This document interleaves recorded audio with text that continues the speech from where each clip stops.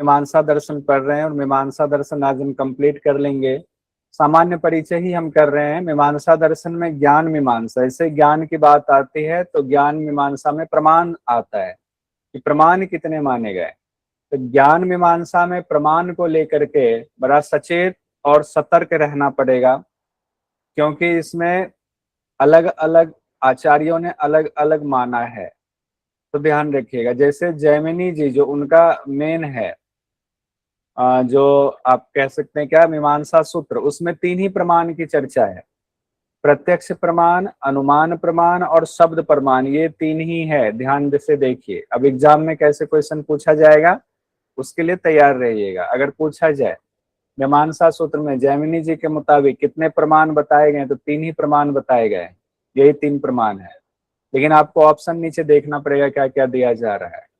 अब उसके बाद हम लोगों ने 2 पढ़ा हुआ था। जैमिनी जी के बाद 2 संप्रदाय मुख्य हुआ, एक भट्ट संप्रदाय हुआ, एक प्रभाकर संप्रदाय हुआ था।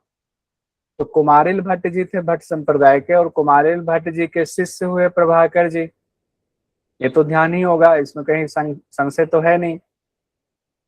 अब यहाँ जो बात कही जा रही है थोड़ा ज्यादा बड़ा, कि कुमारिल भट्ट जी ने 6 प्रमाण को माना है। 6 प्रमाण, यहाँ शब्द आया हुआ सभी 6 प्रमाण। तो सभी 6 प्रमाण से क्या तात्पर्य है? सभी 6 प्रमाण से तात्पर्य ये है कि वेद में 6 प्रमाण हैं, तो वेद के सभी 6 प्रमाण को स्वीकार कर लिया हुआ किन्होंने? कुमारिल भट्ट जी ने। कुमारिल भट्ट जी ने कितने, एक बात बताइए कोई माइक खोल करके अगर ध्यान आ पाए तो, कुमारिल भट्ट जी ने कौन से 3 ग्रंथ लिखे हैं मीमांसा पर? किन्हीं को ध्यान आ रहा है? देख करके भी बता सकते हैं, उससे भी याद होगा, कोई बात। सर श्लोक वार्तिक, तंत्र वार्तिक, तंत्र वार्तिक और तुक्ति वार्तिक, टीका। ठीक है, बढ़िया। तो यहाँ से क्वेश्चन आ सकता है, ध्यान रखिएगा। अब एक क्वेश्चन का और जवाब दे दीजिए, किस भाष्य पर कुमारिल भट्ट जी ने ये 3 ग्रंथ लिखे हैं? शाबर। बहुत बढ़िया, बहुत अच्छा, बहुत सुंदर, मन खुश हो गया। तो साबर भट्ट पर इन्होंने लिखा, और इन्होंने 6 प्रमाण कौन से लिए? यही 6 प्रमाण होता है, आपके पेपर 1 में भी ये काम आएगा। प्रत्यक्ष, अनुमान, उपमान, शब्द, अर्थापत्ति और अनुपलब्धि, ये आपके पेपर 1 में भी आता है। यही 6 प्रमाण हैं। सभी 6 प्रमाण को कुमारिल भट्ट जी ने स्वीकार कर लिया। अब उसके बाद हम लोगों ने देखा हुआ था, कुमारिल भट्ट जी के शिष्य हुए प्रभाकर जी। प्रभाकर जी ने भी, इनकी भी अलग संप्रदाय चलती है, क्योंकि थोड़े थोड़े से व्याख्या में थोड़ा अंतर हो गया हुआ है।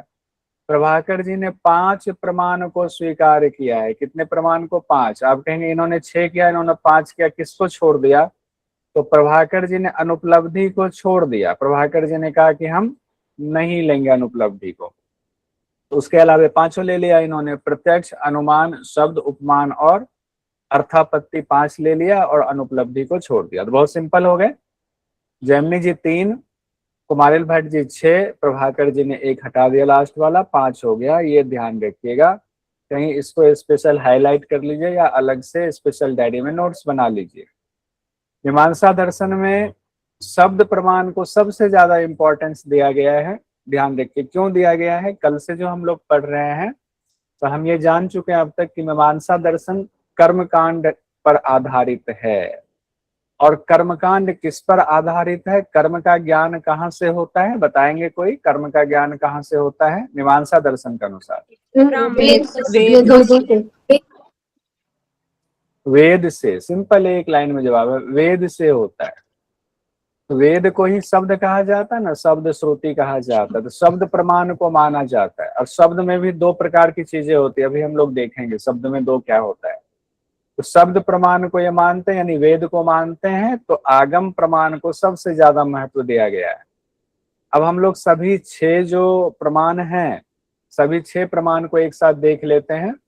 तो पेपर 1 के लिए भी इम्पोर्टेंट है, पेपर 2 के लिए भी आपका इम्पोर्टेंट है। ये क्वेश्चन अलग अलग तरीके से इसमें पूछा जाता है। प्रत्यक्ष प्रमाण हम लोग अब तक पढ़ चुके हैं, बहुत सिंपल है। इंद्रियों के सन्निकर्ष, इंद्रियों से जिनका संपर्क हो रहा है उससे जो उत्पन्न ज्ञान होता है उसको प्रत्यक्ष प्रमाण कहते हैं। अनुमान, अब अनुमान प्रमाण में आते हैं, एक के सन्निकर्ष से दूसरी वस्तु का ज्ञान, ये भी हम लोगों ने पहले देखा हुआ है। लेकिन यहाँ व्याप्ति का सिद्धांत लागू होता है कि हमने पानी को देखा तो बारिश का अनुमान लगाया, लेकिन व्याप्ति का सिद्धांत है तभी, व्याप्ति का सिद्धांत नहीं होगा तो मामला खराब हो जाएगा, गड़बड़ हो जाएगा। धुआं देख करके आग का अनुमान, यहाँ व्याप्ति का सिद्धांत लागू होता है। अनुमान के प्रकार भी हम लोग पहले पढ़ चुके हैं तो उस पर नहीं आएंगे। अब तीसरा आता है शब्द, जिसको आप्त वचन भी कहा जाता है। शब्द, शब्द में मीमांसकों ने शब्द को सबसे ज्यादा महत्व दिया। शब्द मतलब मंत्र, वेद के मंत्र हो गए, और वेद के मंत्रों का ज्ञान वेद से होता है। प्रमाण के दो प्रकार होते हैं, एक पौरुषेय होता है, एक अपौरुषेय होता है। देखिए इसको ध्यान रखिएगा, यहाँ पर हमने ये डिटेल बताया हुआ है। शब्द के कितने प्रकार होते हैं? दो प्रकार, एक पौरुषेय, एक अपौरुषेय। पौरुषेय क्या हो गया? जो महान पुरुषों की वाणी है वो पौरुषेय हो गया, यानी वो भगवान की वाणी नहीं है। वो ऐसा नहीं है कि अदृश्य शक्ति से वो ब्रह्मांड में पहले से मौजूद है, ऐसा नहीं है। पौरुषेय मतलब कोई महान पुरुष हुए, बहुत विद्वान हुए, बहुत अच्छे हैं, उन्होंने कोई बात कही तो वो पौरुषेय हो। जैसे मान लीजिए व्यास जी हैं, जैमिनी जी, अगर इनके अपने विचार हैं तो पौरुषेय होगा। लेकिन अपौरुषेय भी है। अपौरुषेय मतलब जो पुरुष के द्वारा नहीं है, पहले से ही वो मंत्र व्याप्त है ब्रह्मांड में, हमेशा से था, हमेशा से है, हमेशा से रहेगा, वो अपौरुषेय है। तो वेद के मंत्रों को ऐसे भी अपौरुषेय ही कहा जाता है। आप्त वाक्य को पौरुषेय और वेद वाक्य को अपौरुषेय कहा जाता है। यहाँ भी एक चीज देखिए, जब और डिफरेंस करके हम लोग शब्द प्रमाण या आप प्रमाण को पढ़ते हैं तो उसको और यहाँ डिफरेंस करके बताया गया है। आप्त वाक्य को पौरुषेय कहा जाता है, वेद वाक्य को अपौरुषेय कहा जाता है। अब हम लोग आते हैं उपमान में। उपमान, उपमान में क्या कहा गया है? सादृश्य ज्ञान जिस प्रमाण से उत्पन्न होता है, सादृश्य ज्ञान वह उपमान है। जैसे गो के समान नील गाय होती है, और जंगल में गए, एक जानवर देखा जो गाय से मिलती जुलती थी लेकिन गाय नहीं थी, तो हमने अनुमान लगा लिया कि ये उपमान प्रमाण कहा गया कि ये नील गाय है। ऐसा हमारे पापा ने, दादाजी ने, चाचा जी ने कहा हुआ था या गुरु ने कहा था। अब आते हैं अर्थापत्ति पर। अर्थापत्ति प्रमाण किसको कहते हैं? जब दो वस्तुओं या परिस्थितियों के बीच संबंध स्थापित नहीं हो रहा है, संबंध स्थापित करने के लिए कल्पना की जाती है, कल्पना, इमेजिनेशन किया जाता है। जैसे हम लोग मैथमेटिक्स में पढ़ते हैं, मान लिया जाए कि ये, यहाँ अर्थापत्ति में देखिए क्या कितना सुंदर यहाँ पर व्याख्या दिया गया है। उदाहरण से जैसे देवदत्त मोटा है तो एक परिस्थिति ये है, कहा गया ना दो परिस्थितियां, देवदत्त मोटा है एक परिस्थिति ये है, और दूसरी परिस्थिति ये सब लोग जानते हैं कि वह दिन में कभी नहीं खाता है, तो देवदत्त दिन में कभी नहीं खाता, ये दूसरी परिस्थिति है। और एक परिस्थिति है कि वो मोटा भी है। अब यहाँ पर दोनों के बीच कोई संबंध बैठ नहीं रहा है, दोनों विरोधी बातें, नहीं खाता है तो मोटा कैसे है, संबंध बन नहीं पा रहा है दोनों बातों में। तो अब यहाँ संबंध बनाने के लिए कल्पना आरोपित की जाती है, कल्पना की जाती है। क्या कल्पना की जाती है? अच्छा दिन में नहीं खाता है ना, इसका मतलब जरूर देवदत्त रात में खाता होगा, और रात में नहीं खाएगा, दिन में भी नहीं खाएगा, तब तो वो कैसे, तो इंसान ही नहीं रहेगा, तो जरूर वो रात में खाता होगा। तो रात्रि भोजन की जो बात आई है ये कल्पित है, ये कल्पित है। इस कल्पित ज्ञान को प्रत्यक्ष और अनुमान से अलग माना गया है। प्रत्यक्ष इसलिए नहीं है क्योंकि दिखा नहीं, अनुमान इसलिए नहीं है कि व्याप्ति का सिद्धांत लागू नहीं होता है, तो अलग है अर्थापत्ति। अब इसको समझाने के लिए देखिए नीचे आपके नोट्स में दिया हुआ है कि अर्थापत्ति को अनुमान क्यों नहीं माना जाएगा, क्योंकि वहां व्याप्ति का सिद्धांत लागू नहीं होता है। व्याप्ति के सिद्धांत की चर्चा पहले हो चुकी है कि व्याप्ति का सिद्धांत क्या है, यानी जो सदियों से जो बातें साबित हैं उसको व्याप्ति का सिद्धांत कहते हैं। अर्थापत्ति को शब्द प्रमाण क्यों नहीं माना जाए? अगर मान लिया है तो क्या दिक्कत है? कहा गया कि शब्द प्रमाण कैसे मान लिया जाए, किसी विश्वस्त व्यक्ति से ये पता नहीं चला, ये तो कल्पना हमने खुद ही की हुई है। हमने खुद ही ये कल्पना किया है कि वो दिन में नहीं खाता तो रात में खाता होगा, तभी तो मोटा है। तो ये किसी व्यास जी ने थोड़ी ना बोला हुआ है, तो इसको शब्द प्रमाण भी नहीं मानेंगे, हमने कल्पना की है। तो अर्थापत्ति एक अलग नाम दिया हुआ है। अर्थापत्ति को उपमान क्यों ना मान लिया जाए कि एक की सदृश्य का, कहा सदृश्यता का ज्ञान, उपमान के लिए सदृश्यता का ज्ञान जरूरी है। यहाँ उपमा उपमय का मामला, एक उपमा है एक उसका उपमय है, इसीलिए अर्थापत्ति को स्वतंत्र प्रमाण माना गया है। तो अर्थापत्ति स्वतंत्र ही है, थोड़ा डिटेल हो गया यहाँ पर। अब जो छठा है ना वो है अनुपलब्धि, ये भी हम पहले पढ़ चुके हैं, फिर भी देख लीजिए। अनुपलब्धि, अभाव ज्ञान को अनुपलब्धि कहा जाता है। अच्छा, अभाव कहाँ पर चर्चा आई थी, किस दर्शन में, कोई बता सकते हैं क्या? अभाव, अभाव प्रत्यालंबना वृत्ति निद्रा। नहीं, यहाँ से नहीं, दर्शन ठीक है, आप वैशेषिक में सर भाव और ठीक है। अभाव। अभाव पदार्थ, अभाव पदार्थ की बात आई थी। तो अभाव पदार्थ है, अभाव पदार्थ किनके द्वारा दिया गया था? हाँ? प्रशस्ति नाथ ऐसे कुछ है। कोशिश तो अच्छी की, प्रशस्त पाद, प्रशस्त पाद। Yes sir. याद आया, प्रशस्त पाद जी के द्वारा। Yes sir, yes sir. ठीक है।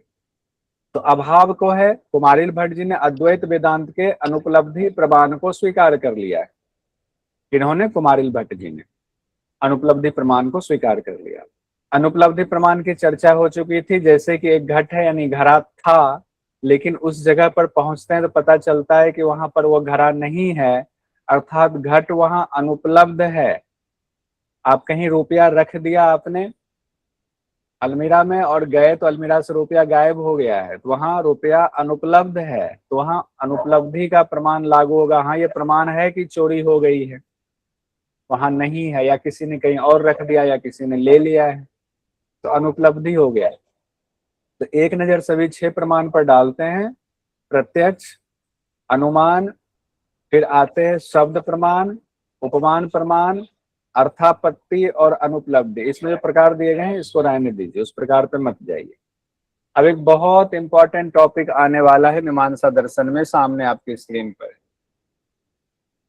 स्क्रीन पर लिखा हुआ है पदार्थ। पदार्थ की बात करें तो किस मीमांसा के अंतर्गत आएगा? मीमांसा में भी मीमांसा अगर डाले तो किस मीमांसा के अंतर्गत आएगा? तत्व मीमांसा नहीं होगा। ये कंफ्यूज हो रहे हैं आप लोग, बार बार कंफ्यूज हो रहे हैं, इसीलिए मैं बार बार पूछता हूँ, क्योंकि ये है कंफ्यूज होने वाला विषय। तत्व जब आएगा, पदार्थ जब आएगा, तत्व मीमांसा के अंतर्गत आएगा। जब प्रमाण आएगा तो प्रमाण आ जाता है किसके अंतर्गत? ज्ञान के अंतर्गत। यहाँ पर थोड़ी सी कंफ्यूजन की स्थिति और है, जो अभी हम लोग पढ़ते पढ़ते क्लियर करेंगे। कुमारिल भट्ट और प्रभाकर जी दोनों के मत में 2 मुख्य पदार्थ हैं, 2 ही मुख्य पदार्थ हैं, एक प्रमाण एक प्रमेय। एक प्रमाण एक प्रमेय। आप कहेंगे प्रमाण तो पढ़ चुके हैं, हाँ तो प्रमाण पढ़ चुके हैं, सही बात है, प्रमाण पढ़ चुके हैं। प्रमेय, प्रमेय को ही मुख्यतः, पदार्थ तो प्रमेय ही है, मुख्यतः पदार्थ क्या है? प्रमेय को ही पदार्थ माना गया है। तो अब यहाँ पर बहुत ध्यान से देखिएगा, प्रमेय को ही पदार्थ माना गया। प्रमेय मतलब पदार्थ, लेकिन प्रमेय का ज्ञान प्रमाण से होता है, ठीक है। अगर और डिटेल में पूछा जाए तो नहीं, वो सब हमें नहीं पता, हमें प्रमेय का सिर्फ बता दीजिए, क्योंकि हमें पदार्थ की हमें जानकारी चाहिए। तो प्रमाण तो आप देख चुके हैं, इसको हटा दीजिए। 6 प्रमाण आप देख चुके हैं कुमारिल भट्ट जी के मुताबिक। हम प्रमेय पर आते हैं। प्रमेय मतलब पदार्थ, प्रमेय मतलब पदार्थ, प्रमेय मतलब पदार्थ। तो प्रमेय जो है 5 माना है किन्होंने? कुमारिल भट्ट जी ने। अब यहाँ पर भी देखिए, कुमारिल भट्ट जी प्रभाकर जी में अंतर होगा थोड़ा। कुमारिल भट्ट जी कितने पदार्थ मानते हैं? 5 पदार्थ, यानी 5 प्रमेय। इसको अलग से नोट कीजिएगा। कुमारिल भट्ट जी 5 प्रमेय मानते हैं। कौन से 5 प्रमेय है? द्रव्य है, गुण है, कर्म है, सामान्य है, अभाव है। ये 5 पदार्थ मानते हैं। इस 5 में भी इन्होंने द्रव्य जो पहला है ना, पहला पदार्थ यानी प्रमेय। प्रमेय प्रमेय मैं इसलिए बार बार कहता हूँ, प्रमेय शब्द भी आया हुआ है, क्या पता पदार्थ की जगह प्रमेय पूछ दें तो कंफ्यूज ना हो जाए, इसलिए प्रमेय शब्द पर मैं जोड़ दे रहा हूँ। अब द्रव्य की चर्चा आए तो कुमारिल भट्ट जी ने 11 द्रव्य माना हुआ है, 11 द्रव्य। पृथ्वी, जल, तेज, वायु, आकाश, 5 तो ये हो गया। काल, दिक, आत्मा, 8 ये हो गया। मन 9 हुआ। शब्द और तम को भी इन्होंने माना हुआ है द्रव्य में, शब्द और तम को। तो इस तरह से कुल हो गए आपके 11 द्रव्य हो गए। फिर गुण है, कर्म है, सामान्य है, अभाव है। तो इंपॉर्टेंट चीजें यहाँ हमने दे दिया। अब पूछे टू द पॉइंट कितने पदार्थ, तो 5 पदार्थ कहिएगा। प्रभाकर जी ने 5 पदार्थ माना है, सॉरी इन्होंने कुमारिल भट्ट जी ने 5 पदार्थ माना है। अब हम आते हैं प्रभाकर जी के मत में। तो प्रमाण तो हम लोगों ने ऊपर देख ही लिया था, 5 प्रमाण माना था इन्होंने। लेकिन प्रमेय यानी पदार्थ की चर्चा, तो कितने प्रमेय माना है इन्होंने? 8 पदार्थ माना है, यानी 8 प्रमेय को माना है। तो उन्होंने तो 5 ही माना था, इन्होंने 3 एक्स्ट्रा माना।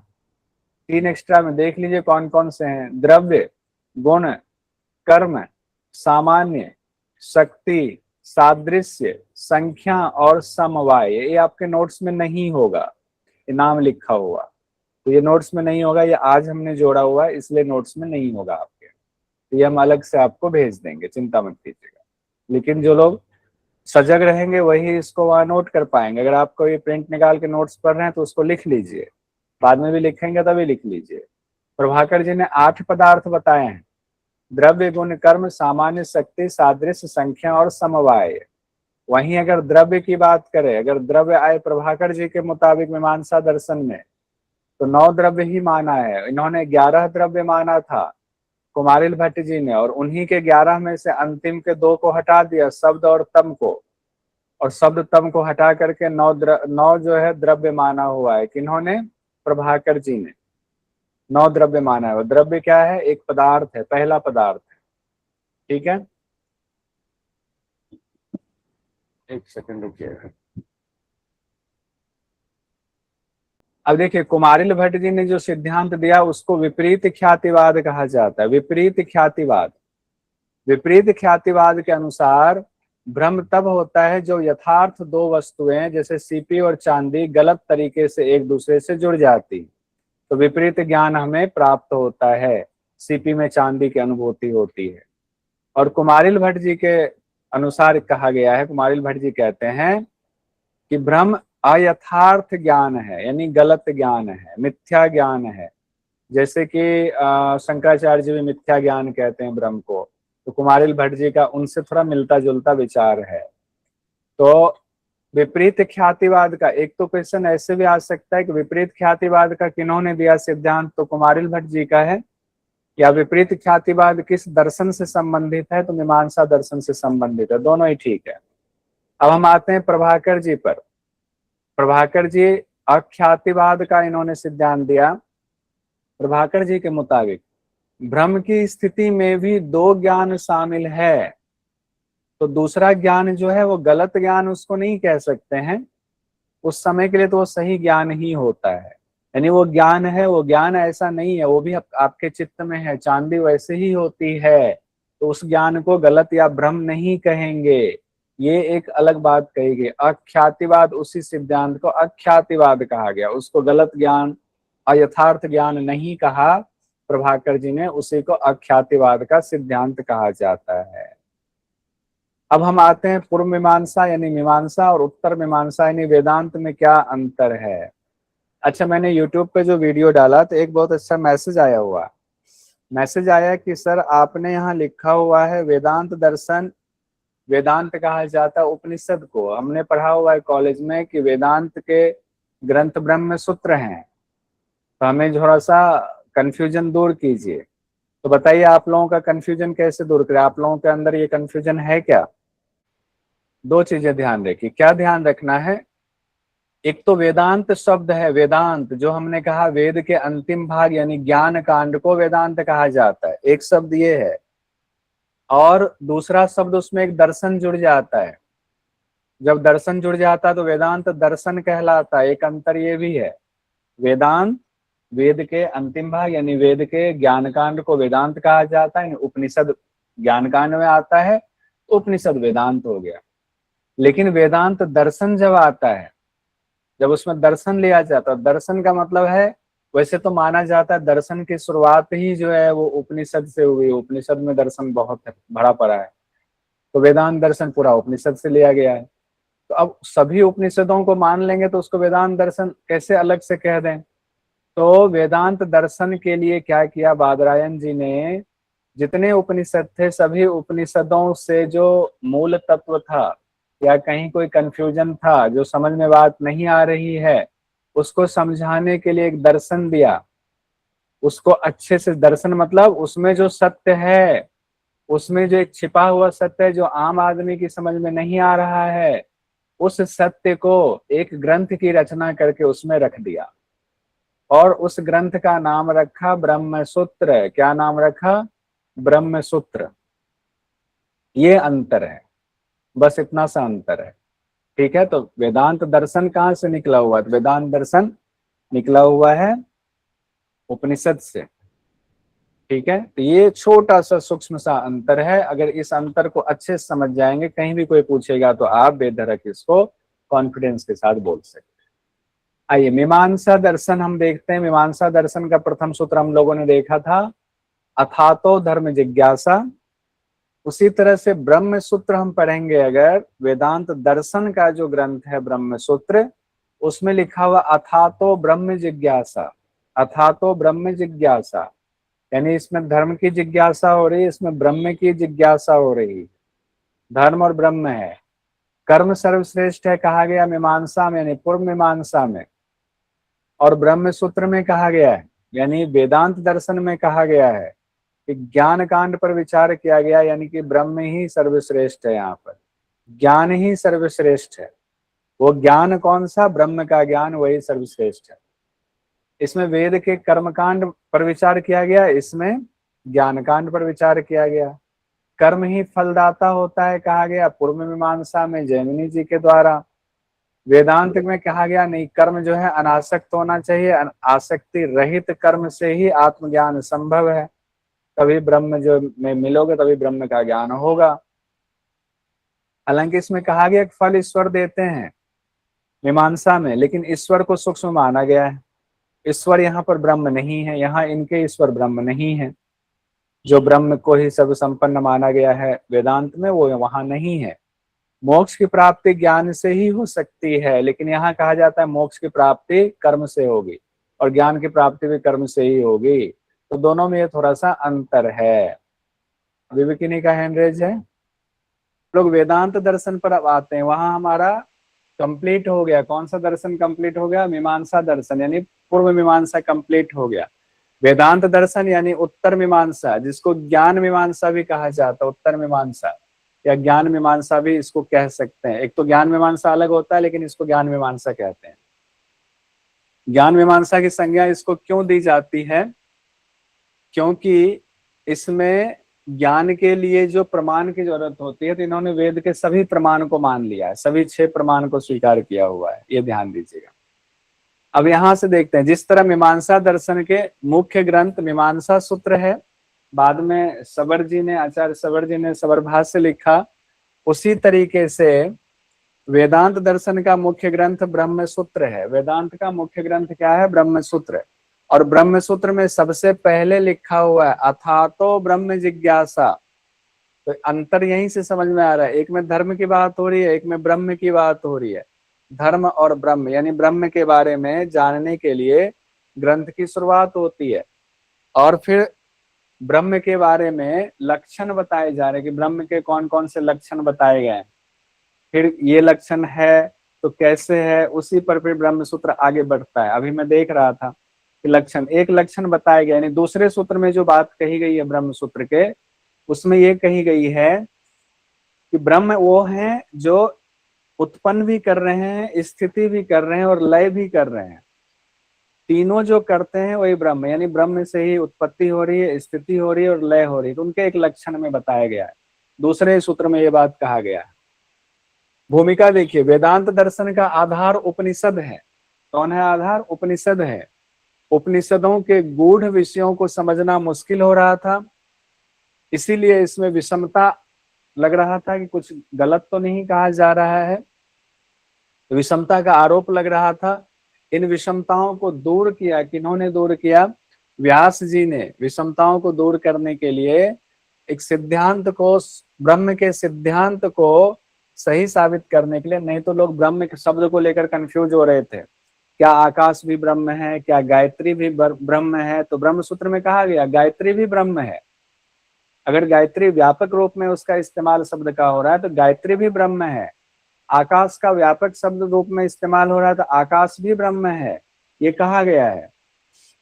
तो सिद्धांत को, ब्रह्म सिद्धांत को साबित करने के लिए भगवान बादरायण जी ने क्या किया, सभी उपनिषदों से जहां जहां भी संशय था या मुख्य चीजों को निकाल करके ग्रंथ की रचना की, जिसको ब्रह्म सूत्र कहा गया।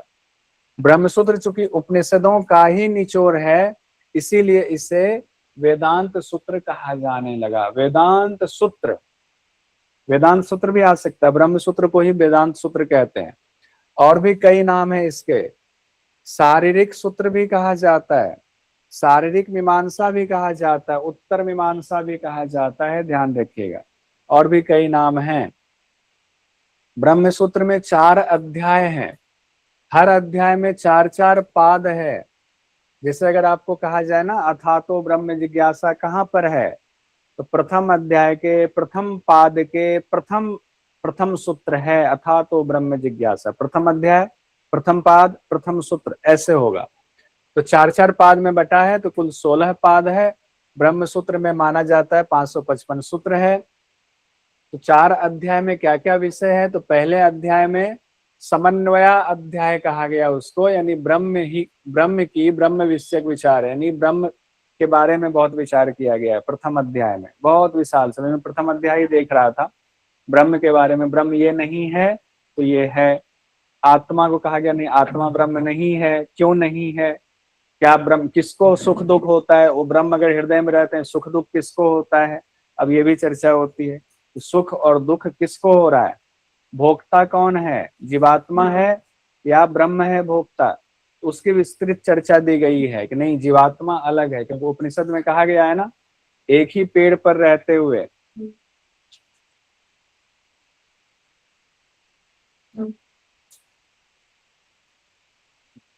एक ही पेड़ पर रहते हुए एक स्वाद लेने में लगा रहता है और एक जो है बस देखता रहता है, तो ये अंतर हो जाता है। तो पहले वाले में ब्रह्म के लक्षण बताए गए हैं। दूसरे अध्याय में अविरोधा अध्याय है, इसमें वेदांत के जो विरोधी मत हैं उसका खंडन किया गया है दूसरे अध्याय में। तीसरे अध्याय में कहा गया साधन अध्याय है, इसमें साधना की चर्चा की गई है। परम मुक्ति प्राप्त करने की विधि का निर्देश किया गया है साधन अध्याय में, नाम से ही जाहिर है साधन की चर्चा है। चौथे अध्याय में फलाध्याय है कि साधन किया तो क्या आपको मिलने वाला है, तो साधना से होने वाली मुक्ति का वर्णन है, साधना से होने वाली मुक्ति का वर्णन है। वेदांत का मुख्य विषय क्या है, अब यहाँ देखते हैं। वेदांत का मुख्य विषय है जीव और ब्रह्म का संबंध ही मुख्य विषय है। जीव का और ब्रह्म का संबंध ही वेदांत का मुख्य विषय है। ब्रह्म सूत्र के विषयों को स्पष्ट करने के लिए अनेक महान विद्वान हुए जिन्होंने ब्रह्म सूत्र की व्याख्या की और अपने अपने सिद्धांतों को दिया। तो व्याख्या में अलग अलग तरीके से ब्रह्म और जीव के संबंध को दर्शाया है अलग अलग विद्वानों में। उन्हीं में से एक विद्वान हुए शंकराचार्य जी। तो शंकराचार्य जी ने वेदांत के सिद्धांत को जो अपने तरीके से बताया, उन्होंने क्या कहा? अद्वैत वेदांत। वेदांत तो नाम उनमें भी है, लेकिन अद्वैत वेदांत है। शंकराचार्य जी का सिद्धांत अद्वैत वेदांत। बहुत सारे लोग कहते नहीं, वेदांत का मतलब शंकराचार्य जी का सिद्धांत। अद्वैत वेदांत वेदांत ही है। ये एक व्याख्या है, ये एक मत है, लेकिन स्टूडेंट के लिए एग्जाम पॉइंट ऑफ व्यू से बिल्कुल क्लियर रखिए कि नहीं, दोनों चीजों में थोड़ा अंतर है। कैसे अंतर है? तो यहाँ देखिए, उसी वेदांत के यानी उसी ब्रह्म सूत्र को लेकर के अलग अलग विद्वानों ने उसकी व्याख्या की और अलग अलग सिद्धांत दे दिया। जैसे अभी हमने कहा शंकराचार्य जी ने जो सिद्धांत दिया उसका नाम हो गया अद्वैत वेदांत का सिद्धांत, अद्वैत वेदांत का। गौड़पादाचार्य जी, उनके शिष्य हुए गोविंद पादाचार्य जी, उनके शिष्य हुए शंकराचार्य जी। शंकराचार्य जी ने फिर अद्वैत वेदांत का सिद्धांत दिया।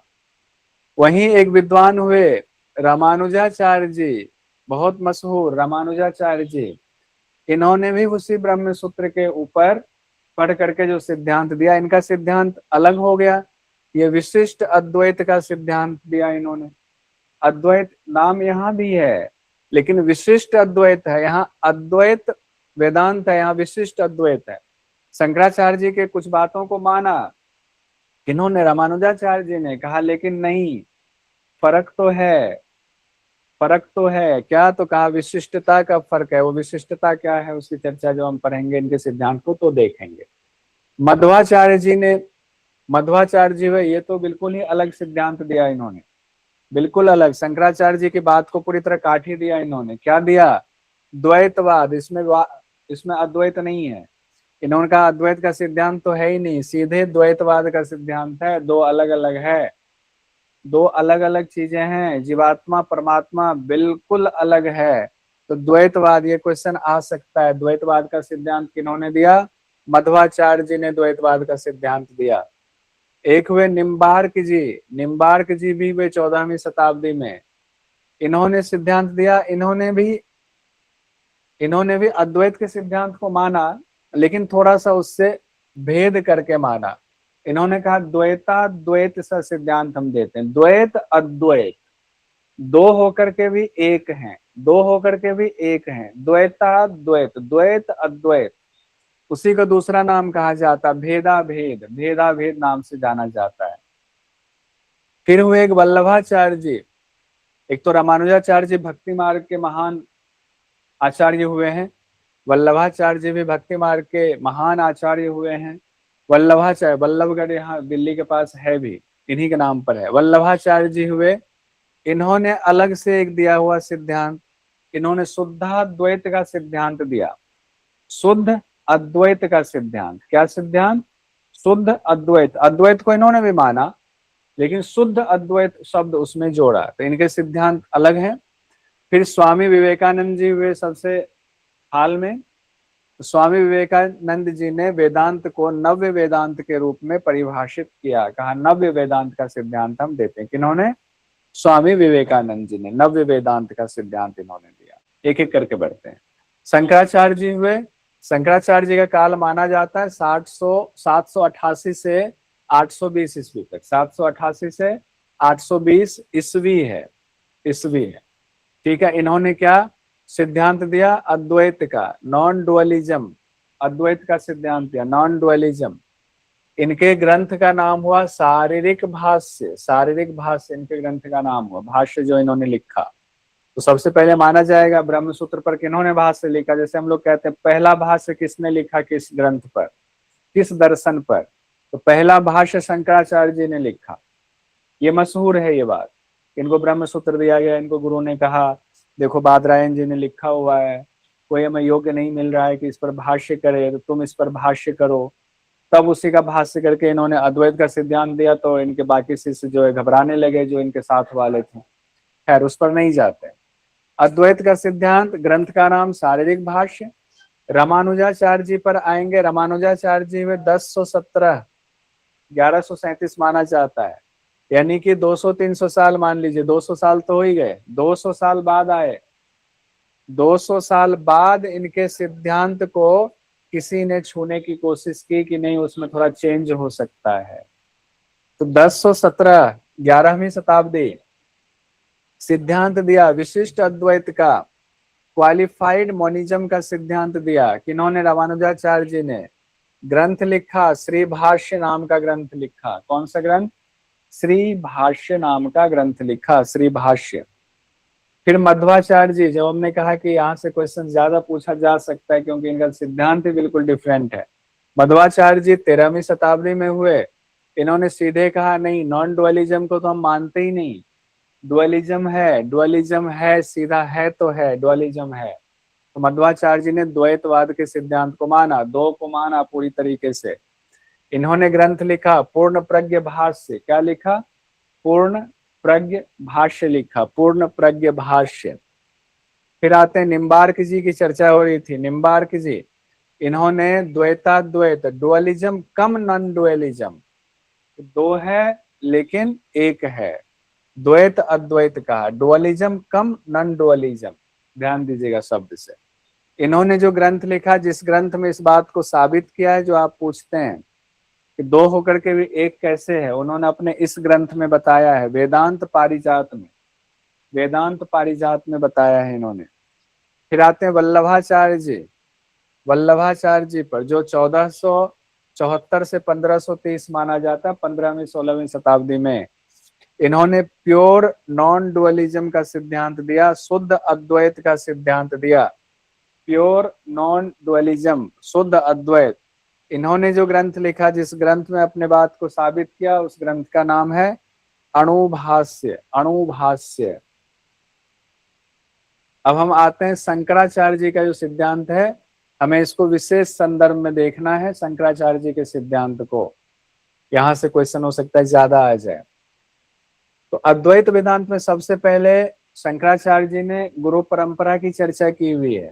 तो गुरु वंदना जो की जाती है इनकी परंपरा में, जिसमें इस तरह से लिखा है, ओम नमो ब्रह्मादिभ्यो ब्रह्म विद्या संप्रदाय कर्तृभ्यो वंश ऋषिभ्यो महदभ्यो नमो गुरुभ्यः सर्व पल्लव रहित प्रज्ञान घन प्रज्ञर्थो ब्रह्मैवाहमस्मि ओम नारायणं पद्मभवं वसिष्ठं शक्तिं च तत्पुत्रे पराशरं च व्यासं सुकं गौरपदं महान्तं गोविंद योगींद्र मथास्य शिष्यं श्री शंकराचार्यं मथास्य पद्मपादं च हस्तामलकं च शिष्यं तं त्रोटकं वार्तिकारमन्यान् अस्मद्गुरु संतत मानतो अस्मि।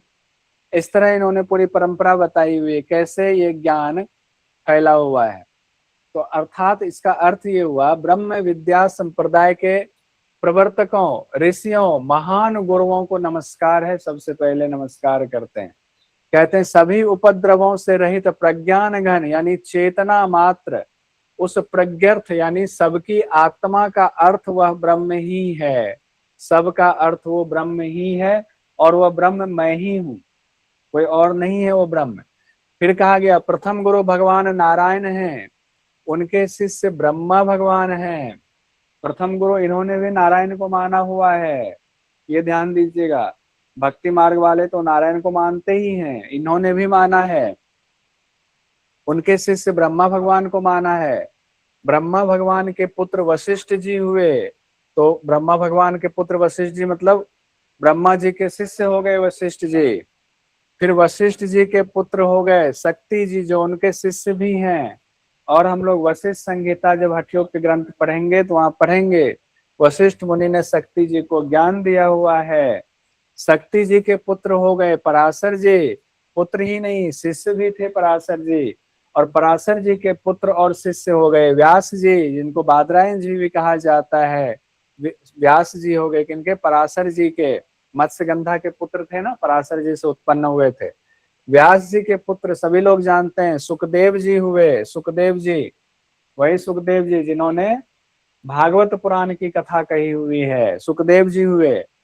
सुखदेव जी के शिष्य हुए गौड़पाद जी। अब यहाँ से देखिए चेंज हुआ थोड़ा। सुखदेव जी के शिष्य हुए, सुखदेव जी के पुत्र नहीं है लेकिन शिष्य हैं। कौन? गौड़पाद जी। गौड़पाद जी के शिष्य हुए गोविंद पाद जी। गौड़पाद जी के शिष्य कौन हुए? गोविंद पाद जी। और गोविंद पाद जी के शिष्य हुए शंकराचार्य जी। यहाँ शंकराचार्य जी तक मामला आया हुआ है। फिर शंकराचार्य जी के शिष्यों में नाम लिया गया है, पद्माचार्य जी का नाम लिया गया है, हस्तामलकाचार्य जी का नाम लिया गया है, त्रोटकाचार्य जी का नाम लिया गया है, उनको तोटकाचार्य भी कहा जाता है। फिर सुरेश्वराचार्य जी का नाम लिया हुआ है, जिनको मंडन मिश्र भी कहा जाता है। उन्हीं को वार्तिककार नाम से श्लोक में कहा गया है। इस तरह महान गुरु परंपरा को मैं नमन करता हूं।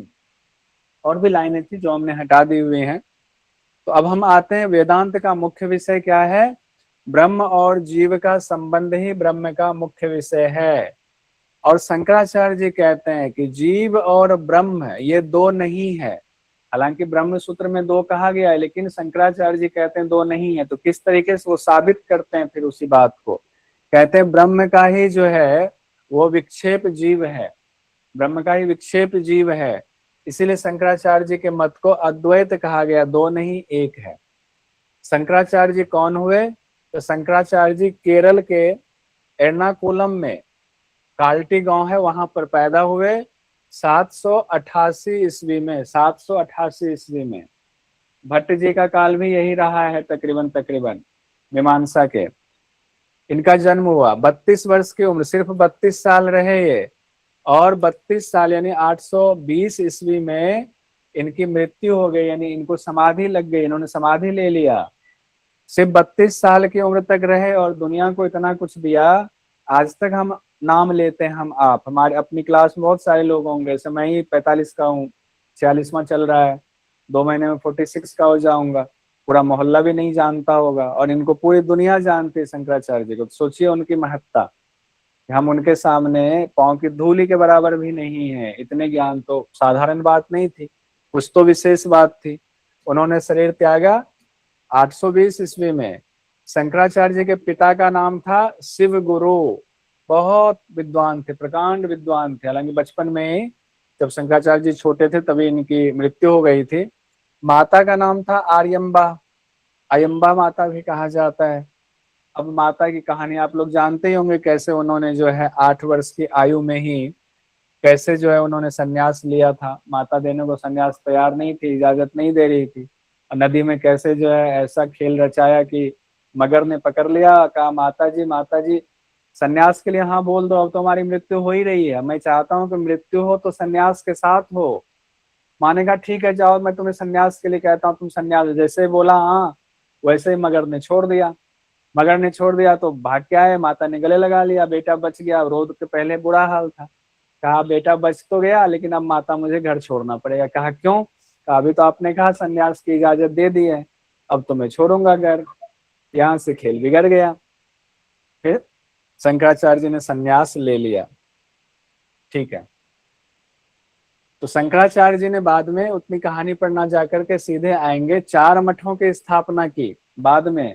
पहले तो पूरे देश भर में घूमे और अपने धर्म को फिर से स्थापित किया, वेद को फिर से स्थापित किया, बड़े बड़े विद्वानों को शास्त्रार्थ में हराया। हराने का उनका तात्पर्य किसी को बेइज्जत करना नहीं होता था। हराने के बाद वो उनके साथ मिला लेते थे उतने ही रिस्पेक्ट के साथ, और कहते थे जब आप सिद्धांत को मान गए। हारने का मतलब क्या होता था? युद्ध तो होता नहीं था। हारने का मतलब कि आपका सिद्धांत कमजोर है, हमारा सिद्धांत मजबूत है। लास्ट में उन्होंने मान लिया, आप जो कह रहे हो आपका सिद्धांत मजबूत है। कहा भाई आपने मान लिया हमारा सिद्धांत मजबूत है, तो उसको सिर्फ कहने से नहीं, उसको मान लो और उसके प्रचार के लिए आ जाओ हमारे साथ में। यही होता था। इन्होंने 4 मठ की स्थापना की और हर मठ में एक एक वेद को स्थापित किया, और उपाधि भी हर मठ से जुड़ा हुआ है। जैसे गोवर्धन मठ पुरी में, उड़ीसा में है गोवर्धन मठ। पुरी में, उड़ीसा के पुरी में गोवर्धन मठ, वहां ऋग्वेद को रखा। ऋग्वेद की महत्ता है वहां पर। वहां जो आचार्य लोग होते हैं उनके नाम के आगे आरण्य लगता है या पीछे, यानी उनके नाम में आरण्य उपाधि लगती है। दूसरा है श्रृंगेरी मठ, ये रामेश्वरम कर्नाटक में, श्रृंगेरी मठ रामेश्वरम में, बहुत महत्व है यहाँ रामेश्वरम का। श्रृंगेरी मठ, यहाँ यजुर्वेद को यहाँ स्थापित किया। और यहाँ से जो लोग होते हैं सरस्वती भारती या पुरी कहते हैं ना। कौन सी सरस्वती? जैसे शिवानंद सरस्वती, जैसे सरस्वती नाम आए आप समझ लीजिए श्रृंगेरी मठ से जुड़े हुए हैं, यजुर्वेद से जुड़े हुए हैं श्रृंगेरी मठ से, इसीलिए उसी परंपरा को मानते हैं तो वो सरस्वती कहलाते हैं। शारदा मठ है जिसको कालिका मठ भी कहा जाता है, द्वारकापुरी गुजरात में है शारदा मठ। सामवेद की स्थापना की शारदा मठ में, सामवेद की। और इनके पीछे तीर्थ लगाया जाता है या आश्रम लगाया जाता है। तीर्थ भी होता है, बहुत सन्यासियों नाम के पीछे तीर्थ लगा होता है, तो आप समझ जाइए शारदा मठ से जुड़े हुए हैं। ज्योतिर्मठ बद्रीनाथ, यानी उत्तराखंड बद्रीनाथ में जाएंगे, ज्योतिर्मठ की स्थापना की। अथर्ववेद को वहां पर स्थापित किया, अथर्ववेद को। तो वहां के जो सन्यासी उस परंपरा के होते हैं गिरि, पर्वत या सागर नाम अपने उपाधि में लगाते हैं। अब शंकराचार्य जी के 4 प्रसिद्ध शिष्य की चर्चा जो ऊपर हुई थी प्रार्थना में, उसको भी देख लीजिए। पद्माचार्य जी कहा गया, पद्माचार्य जी एक हस्तामलकाचार्य जी 2, त्रोटकाचार्य या टोटकाचार्य भी कहा जाता है, और सुरेश्वराचार्य या वार्तिककार, इन्हीं को कहा जाता है। मंडन मिश्र का नाम यही हुआ था। ये 4 मुख्य शिष्य भी थे, इनके नाम याद कर लीजिएगा या नोट कर लीजिए, जरूरी है। 1-2 बार बोल बोल के पढ़ लीजिएगा तो याद हो जाएगा, कोई बहुत बड़ी बात नहीं है। कितना समय हो गया, आज तो बहुत समय से बर्बाद हो गया हमारा। चलिए कोई बात नहीं, ऐसे भी आज घेरन संहिता में ध्यान ही है, तो ध्यान जल्दी ही हो जाएगा, बहुत लंबा नहीं है। और कल समाधि कंप्लीट, सबको समाधि लग जाएगी वहां। अद्वैत वेदांत में जगत क्या है, जगत की चर्चा हो रही है। तो शंकराचार्य जी ने जगत को मिथ्या कहा है। मिथ्या, मिथ्या का शाब्दिक अर्थ झूठ होता है, लेकिन यहाँ झूठ नहीं कहा गया है। मिथ्या का अर्थ कहा गया है जो परिवर्तनशील है, हर क्षण बदल रहा है, हर क्षण जो बदल रहा है, वही मिथ्या शब्द से यहाँ लगाया गया है। जनरली लोग कहते हैं उन्होंने मिथ्या का मतलब झूठ कहा, कि जगत झूठा है। तो जगत झूठा है तो एक थप्पड़ मारे किसी को तो क्या नहीं लगेगी, झूठा है? नहीं, शंकराचार्य जी के जो मानने वाले कहते हैं उन्होंने ऐसा कहा ही नहीं। उन्होंने कहा मिथ्या का मतलब परिवर्तनशील है। मिथ्या का अर्थ है जो परिवर्तनशील है। अद्वैत की मशहूर लाइन है, अब देखिए, ब्रह्म सत्यम जगन मिथ्या जीवो ब्रह्मैव नापरः। याद कर लीजिए इसको, ब्रह्म सत्यम जगन मिथ्या जीवो ब्रह्मैव नापरः। कहां पर से लिया गया? ब्रह्म ज्ञान वली माला में है, आदि शंकराचार्य जी ने लिखा है। अर्थात ब्रह्म ही एकमात्र सत्य है। सत्य है, एकमात्र सत्य कौन है? ब्रह्म है, एक वही है। जगत तो परिवर्तनशील है, जीव और ब्रह्म अभिन्न है। जीव और ब्रह्म अभिन्न है, दो नहीं है, अद्वैत है। फिर इन्होंने सृष्टि की रचना समझाने के लिए एक सिद्धांत दिया, जिसको विवर्तवाद का सिद्धांत माना जाता है। कौन सा सिद्धांत? विवर्तवाद का सिद्धांत माना जाता है। शंकराचार्य जी के मुताबिक पूरा जगत ब्रह्म का ही विवर्त है। विवर्त मतलब प्रक्षेपण, विवर्त मतलब प्रक्षेपण। प्रक्षेपण मतलब जैसे मान लीजिए कि एक टॉर्च जलाएं, यहाँ कुछ रखा हुआ टॉर्च जलाएं, ऐसे टॉर्च जलाएंगे तो उसकी रोशनी फैल गई। टॉर्च एक ही है, रोशनी वही मूल वहां है।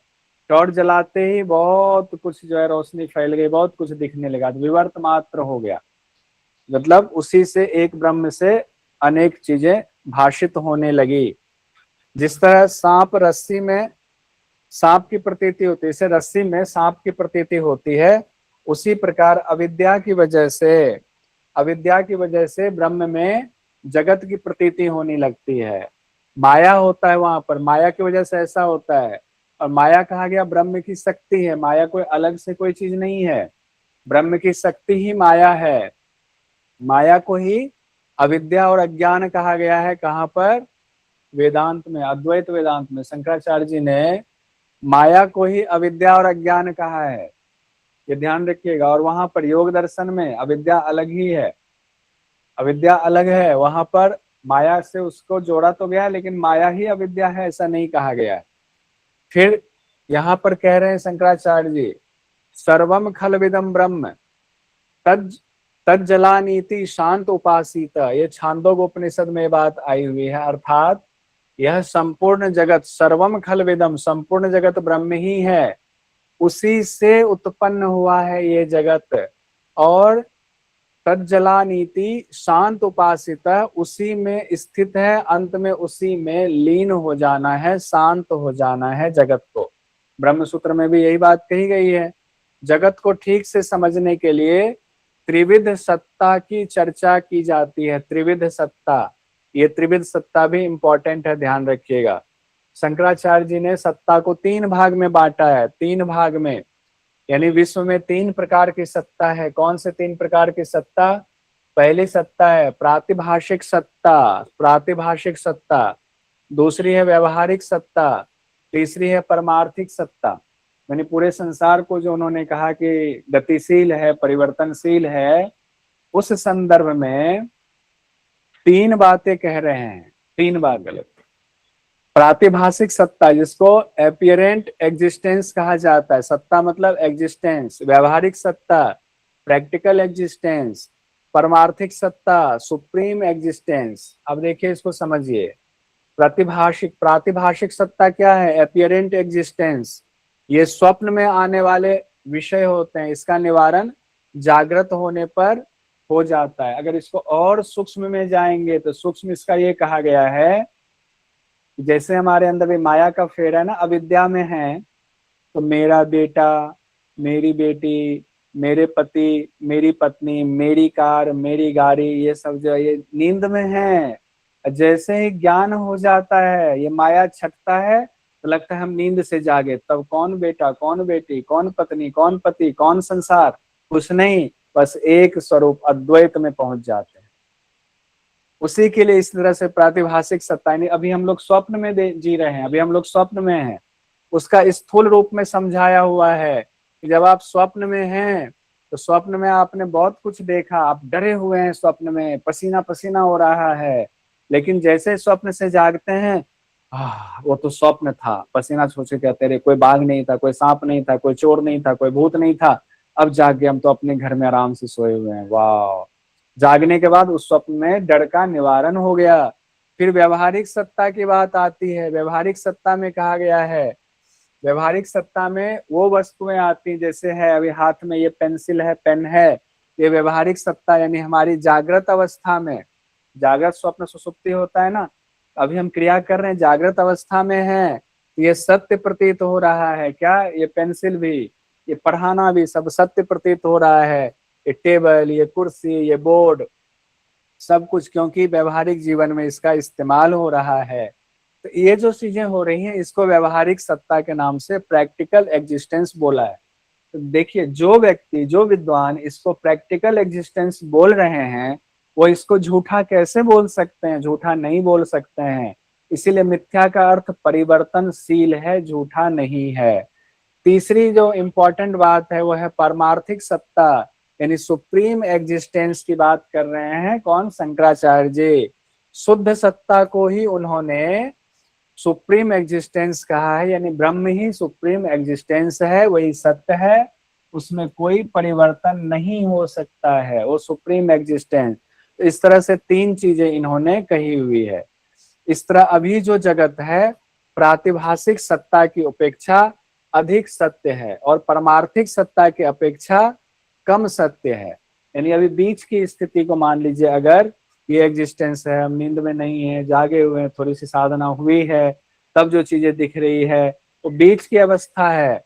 तो बीच की अवस्था को कहा गया है अधिक सत्य है। कौन? व्यवहारिक सत्ता। व्यवहारिक सत्ता की प्रतिभाषिक सत्ता की अपेक्षा व्यवहारिक सत्ता अधिक प्रैक्टिकल है और परमार्थिक सत्ता की अपेक्षा कम सत्य है। ये जैसे परमार्थ का, ब्रह्म का ज्ञान होगा, लगेगा नींद से जाग गए हैं। तो शंकराचार्य जी के अनुसार जगत का आधार पूरा ब्रह्म ही है, ब्रह्म ही जगत का आधार है। इसके बाद ब्रह्म को समझाने के लिए तीन प्रकार के भेद बताए गए। कहा गया है कि ब्रह्म सभी भेदों से रहित हैं। ब्रह्म क्या है? सभी भेदों से रहित हैं। अब हम देखते हैं तीन भेद जो उन्होंने कहा शंकराचार्य जी ने, कि तीन प्रकार के भेद बताए गए हैं। तो कौन से भेद बताए गए? सजातीय भेद, विजातीय भेद और स्वगत भेद। ये तीन बातें कही गई हैं। सजातीय भेद, विजातीय भेद और स्वगत भेद। सजातीय भेद का क्या अर्थ है? एक ही जाति के होने पर भी दो गाय में भेद है। पूरी जाति एक ही है, गाय जाति, लेकिन दो गाय में भेद होता है। कहा गया संसार कैसे है? इसी तरीके से है। इतने सारे मनुष्य हैं, लेकिन मनुष्य, दो मनुष्य में भेद होता है। फिर विजातीय भेद का अर्थ कहा गया। विजातीय भेद क्या है? यानी जो सृष्टि में जो भेद है उस भेद को समझा रहे हैं। विजातीय अलग जाति, गाय और बकरी अलग जाति का ये भेद है। मनुष्य है, गाय है, अलग जाति का हो गया, ये भेद है, इसको विजातीय भेद कहा गया। सजातीय भेद, विजातीय भेद। फिर लास्ट है तीसरा वाला, स्वगत भेद। स्वगत भेद का अर्थ है एक ही वस्तु में दो अंगों का भेद स्वगत भेद होता है। जैसे मान लीजिए हमारा ये हाथ है, पाँव है, हाथ और पाँव में जो भेद है उसको स्वगत भेद कहा गया है। अब ब्रह्म के बारे में कहते हैं, ब्रह्म में ना सजातीय भेद है, ना ब्रह्म में विजातीय भेद है, ना ही ब्रह्म में स्वगत भेद है। लेकिन ब्रह्म के जो विवर्त है, विवर्तवाद के सिद्धांत में, उसमें भेद प्रतीत होता, वही प्रतीत होता है माया की वजह से, यानी अविद्या की वजह से प्रतीत होता है। जबकि ब्रह्म में कोई भेद नहीं है, ना सजातीय, ना विजातीय, ना स्वगत, कोई भेद नहीं है। आचार्य शंकराचार्य जी वैसे मानते हैं कि आत्मा ब्रह्म ही है, यानी आत्मा ब्रह्म ही हो जाती है। जब आप आत्मा को शुद्ध अवस्था में ले जाते हो, ब्रह्म ही हो जाती है। लेकिन माया की तरह ब्रह्म को भी अनिर्वचनीय कहा गया है। जैसे माया के बारे में जब व्याख्या करते हैं शंकराचार्य जी, कहते हैं माया की व्याख्या नहीं की जा सकती वचनों से, अनिर्वचनीय कहा गया है। उसी तरीके से शंकराचार्य जी ने ब्रह्म को भी कहा है कि ब्रह्म भी अनिर्वचनीय है, शब्दों से उनकी व्याख्या नहीं की जा सकती है। ब्रह्म को जब हम विचार से जानने का प्रयास करते हैं तो वह ईश्वर हो जाता है, यानी थोड़े से हम विचार में वही चीजें आ सकती हैं जो ब्रह्म से, जो जिसको विचार जान सकता है, ब्रह्म को तो जान ही नहीं सकता है, तो जिसको जानता है विचार, उसके लिए शब्द गढ़ा गया है ईश्वर। जिसको विचार जानता है वो ब्रह्म नहीं है, वो ईश्वर है। ईश्वर विश्व का उपादान और निमित्त कारण है। ईश्वर विश्व का उपादान और निमित्त कारण है। ब्रह्म सूत्र में, वैसे आज मैं पढ़ रहा था गीता प्रेस के ब्रह्म सूत्र में लिखा हुआ है, उपादान कारण कहा गया है ब्रह्म को। उपादान कारण जनरली कहा गया मिट्टी होता है, और निमित्त कारण वो है जिसने मिट्टी से घड़ा बना दिया। कहा तो ब्रह्म उपादान कारण कैसे होंगे, तो ब्रह्म सूत्र में कहा गया ब्रह्म इसलिए उपादान कारण है क्योंकि ब्रह्म जो है कण कण में व्याप्त है, इसीलिए वो उपादान कारण। वो भी मिट्टी स्वरूप भी है, वो कोई भी मिट्टी का कण ऐसा नहीं है जिसमें ब्रह्म नहीं है। तो ब्रह्म सूत्र में उपादान कारण भी कहा गया है। यहाँ पर शंकराचार्य जी कहते हैं ईश्वर विश्व का उपादान और निमित्त दोनों कारण है, यानी मिट्टी, यहाँ मिट्टी उपादान कारण और कुम्हार जो है उसको निमित्त कारण कहा गया है, कुम्हार और चाक को। तो मिट्टी से कुम्हार घड़ा तैयार करता है, दोनों चीजें ईश्वर के लिए इस्तेमाल की गई है। अब माया जिसको कि अविद्या कहा गया, उसके बारे में शंकराचार्य जी क्या कहते हैं कि दोनों एक ही है। माया को ही अविद्या कहा गया है। अद्वैत में माया के कई पर्यायवाची शब्द हैं, जिसमें उसको अविद्या कहा गया है, अध्यास कहा गया है, अध्यारोप कहा गया है, भ्रांति भी कहा गया है, विवर्त भी कहा गया, इसलिए तो विवर्तवाद का सिद्धांत है। भ्रम भी कहा गया है, नाम रूप कहा गया है, अव्यक्त कहा गया है, मूल प्रकृति भी कहा गया है। माया को मूल प्रकृति कहा गया है।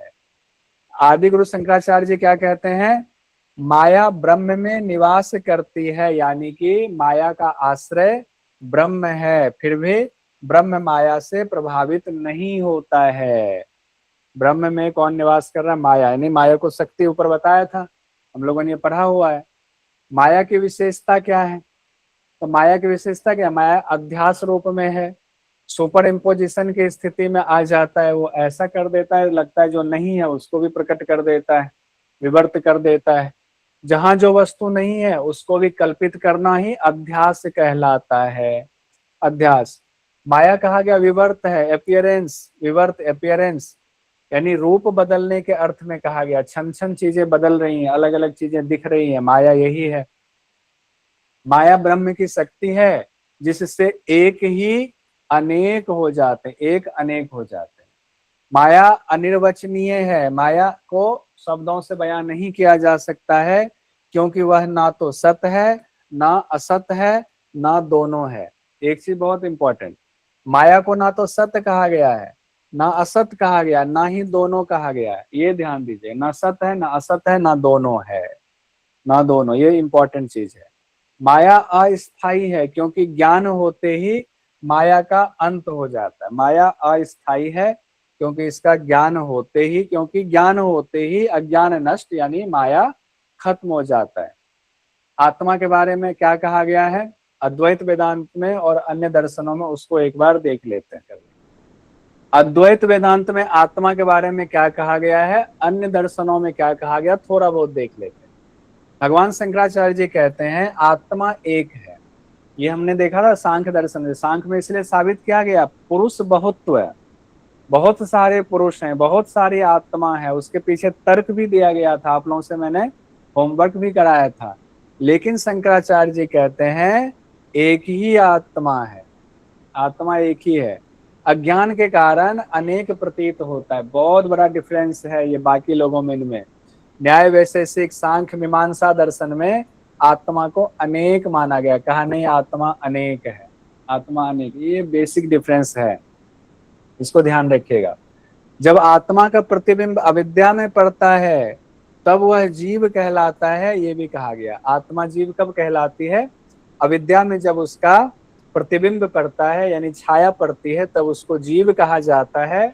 उस वक्त वह आत्मा शरीर से, इंद्रिय से, मन इत्यादि से संबंधित हो जाता है, यानी उपाधियों से वो सीमित हो जाता है, उसका स्वरूप सीमित हो जाता है। अब आगे क्या कहा जा रहा है कि तब वह जीव कहलाता है। आत्मा जीव कब कहलाता है उसकी चर्चा हो गई। फिर ब्रह्म जीव में क्या संबंध है? उपाधि की वजह से दोनों का भेद है। ब्रह्म और जीव में उपाधि की वजह से भेद है। आत्मा और जीव अभिन्न है, आत्मा और जीव अभिन्न है। अब ये बात आ गई। अब देखिए, अब यहाँ ब्रह्म और जीव सबको कहा गया एक ही, उपाधि अलग अलग। कहने का तात्पर्य ये हो गया, अगर शंकराचार्य जी को हम सिंपल भाषा में अगर मैं समझू, जो मैं समझ पाया हूं कि मैं घर में पति भी हूं किसी का, किसी के लिए पापा भी हूं और किसी का बेटा भी हूं, तो उपाधि, व्यक्ति एक ही है, उपाधि अलग अलग हो गया। कोई कह रहे हैं पापा पापा, कोई कह रहे हैं बेटा सुनो ठीक तो हो, उपाधि अलग हो गया। कहते अजी सुनते हो, अरे तुम किसी काम के नहीं हो, एक काम तुमसे नहीं हो रहा है। उपाधि अलग अलग हो गया, उपाधि अलग अलग हो गया तो दर्शन भी, दृष्टि भी अलग हो गई। दृष्टि भी अलग हो गई कि नहीं हो गई? काम में ही लगे रहते हो, मैं मरती रहती हूँ अकेले, तो दृष्टि भी अलग हो गई। एक ही व्यक्ति है, मैं ही खड़ा हूँ, आपके लिए मेरी दृष्टि आपकी अलग है मेरे प्रति। सर ये वाला समझा दीजिए, ये नहीं हुआ। अच्छा, साक्षी जी ने कहा नहीं सरस्वती कहा जाता है, तो दृष्टि अलग हो जाती है, संबंध अलग हो जाते हैं। ठीक है। अद्वैत में बंधन और मोक्ष पढ़ाते पढ़ाते ना कई बार दिल की बात निकलती है ना तो गुबार निकल जाता है, तनाव फ्री हो जाता है आदमी। अभी गेट वेट बंद है तो निकाल ही सकते हैं, ठीक है, कोई बात नहीं। अद्वैत में बंधन और मोक्ष, स्वाति जी फोन मत कर दीजिएगा घर पे। अद्वैत में बंधन और मोक्ष क्या है ये बताया गया। आत्मा का शरीर के साथ आसक्त हो जाना बंधन है, आसक्ति ही बंधन है। आत्मा शरीर के साथ आसक्त हो गई, बंधन है। और अज्ञान का जैसे ही नाश हुआ, ये किसकी वजह से हुआ? अज्ञान की वजह से।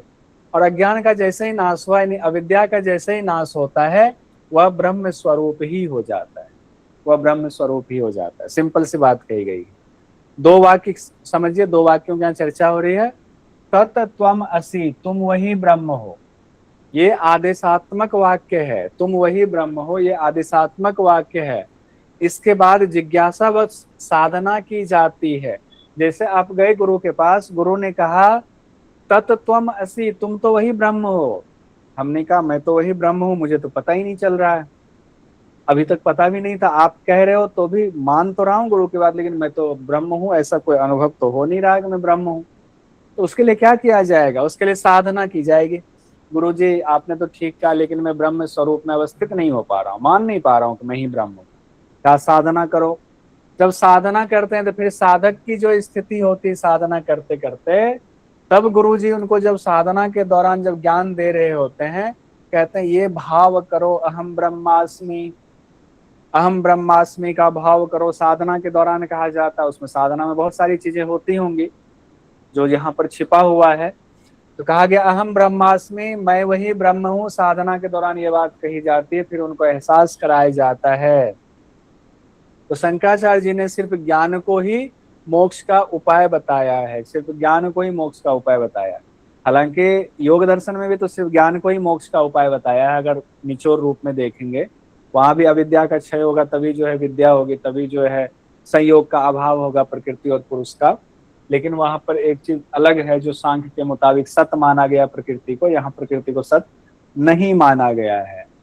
मोक्ष का अधिकारी वही है जो साधन चतुष्टय से संपन्न है। अब एक बात देखिए, मैंने कहा गुरुजी के पास शिष्य गया, शिष्य को गुरुजी ने कहा कि तत् त्वम असि, तुम वही ब्रह्म हो। तो कैसे, तो साधना बताया, साधना के दौरान फिर कहा अब भाव करो अहम ब्रह्मास्मि, तब उसको हुआ अहम ब्रह्मास्मि। साधना करने के बाद वो ब्रह्म स्वरूप हुआ। लेकिन उससे पहले भी एक चीज है, गुरु ऐसे ही शिष्य नहीं बनाएंगे। गुरु शिष्य बनाने के लिए, यानी गुरु किसी को शिष्य रूप में स्वीकार करेंगे, उसके लिए आपके पास कुछ क्वालिटी होनी चाहिए, एलिजिबिलिटी होनी चाहिए। उस एलिजिबिलिटी का नाम है साधन चतुष्टय। ये ध्यान कीजिए, बहुत इंपॉर्टेंट है साधन चतुष्टय। तो साधन चतुष्टय हम लोग वैसे पढ़ चुके हैं इससे पहले भी, थोड़ा सा यहाँ भी देखते हैं। साधन चतुष्टय में 4 चीजें हैं, कौन से हैं वो देखेंगे। उससे पहले ये देखते हैं साधन चतुष्टय की चर्चा किस ग्रंथ में की गई है। एक ग्रंथ का नाम है, बहुत इंपॉर्टेंट ग्रंथ है, विवेक चूड़ामणि। नाम सुना होगा आप लोगों, बहुत सुंदर ग्रंथ है, बहुत सुंदर उपनिषद है, विवेक चूड़ामणि उपनिषद। विवेक चूड़ामणि उपनिषद में बताया गया है साधन चतुष्टय। और शंकराचार्य जी ने एक अलग ग्रंथ की रचना की, छोटा सा ग्रंथ, बहुत छोटा नन्हा सा ग्रंथ की रचना कर दिया उन्होंने। उसका नाम दिया तत्वबोध। अगर आप मारेंगे ना उसमें गूगल पे तत्वबोध बुक PDF, तो आपको मिल जाएगा, पतली सी किताब मिल जाएगी आपको, बहुत कम पेज का। उसमें विवेक चूड़ामणि के जो साधन चतुष्टय है उसको निकाल करके साधन चतुष्टय से संबंधित चीजों को रखा गया है, और बहुत कम में संसार समाया हुआ है तत्वबोध नामक पुस्तक में। अब देखिए 2 जगहों पर साधन चतुष्टय की चर्चा है। साधन चतुष्टय में ये 4 चीजें आती हैं। कौन सी 4 चीजें आ रही हैं? पहले आया आपका विवेक, फिर आया वैराग्य, पहले पढ़ा हुआ है, ज्ञान योग में हम लोगों ने पढ़ा हुआ, विवेक वैराग्य षट संपत्ति और मुमुक्षुत्व। विवेक वैराग्य षट संपत्ति और मुमुक्षुत्व, ये 4 चीजें हम लोगों ने पढ़ा हुआ, याद कर लीजिए। सीक्वेंस यही रहेगा, इसमें सीक्वेंस चेंज नहीं करेंगे। विवेक, डिस्क्रिमिनेशन को विवेक कहा गया है। वैराग्य, एब्सेंस ऑफ डिजायर, ये वैराग्य है, एब्सेंस ऑफ डिजायर को वैराग्य कहा गया है। षट संपत्ति तो 6 जो क्वालिटी होती है वो कहा ही गया है। फिर मुमुक्षुत्व कहा गया है, ऐसा जिज्ञासा, बहुत ही तीव्र जिज्ञासा मुमुक्षुत्व हुआ। किसकी जिज्ञासा? कारी की नहीं, कार की नहीं, बंगला की नहीं, आत्मज्ञान की तीव्र जिज्ञासा को मुमुक्षुत्व कहा गया। ऐसा ना सोच लीजिएगा तीव्र जिज्ञासा हो गई किसी की जो है UGC नेट में जो है JRF करने की, तो वो भी हो गया, ऐसा नहीं है। यहाँ कहा गया है विवेक में नित्य वस्तु विवेक, नित्य वस्तु विवेक है, यानी साधक में नित्य और अनित्य वस्तु के भेद करने की जो क्षमता होती है वही विवेक।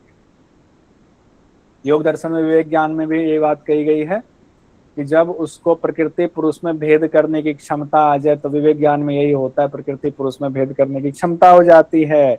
यहाँ भी कहा गया है, ये इंपॉर्टेंट है, तत्व बोध में और उसमें मिलेगा आपको विवेक चूड़ामणि में, नित्य अनित्य वस्तु विवेक, नित्य अनित्य वस्तु विवेक है। नित्य और अनित्य में जब भेद करने की क्षमता है वही विवेक है। वैराग्य क्या है? एब्सेंस ऑफ डिजायर क्या है? यहाँ मूत्रार्थ फल भोग विराग है, यहाँ मूत्रार्थ फल भोग विराग है, यानी लौकिक इहलौकिक बात आती है ना, लौकिक और परलौकिक दोनों भोगों में, लौकिक और परलौकिक भोगों में जब इच्छा का अभाव हो जाए। अच्छा, लौकिक परलौकिक भोगों में इच्छा का अभाव की चर्चा योग दर्शन में भी एक जगह से मुझे लगता है कि है, वहां कहीं पर कोई बता सकते हैं क्या? थोड़ा कुछ याद कर सकते हैं कहाँ पर कहा गया है? मैं हिंट दूं, समाधिपाद में ही मुझे लगता है कहीं तो है। वैराग्य के दौरान तो नहीं है, पर वैराग्य अपर वैराग्य। नीतू जी ने जो कहा दृष्टानुश्रविक विषय वितृष्णस्य वशीकार संज्ञा वैराग्य। हाँ, तो दृष्ट और आनुश्रविक की बात आई हुई है, वो यहाँ से जुड़ा हुआ है वैराग्य से। कैसे?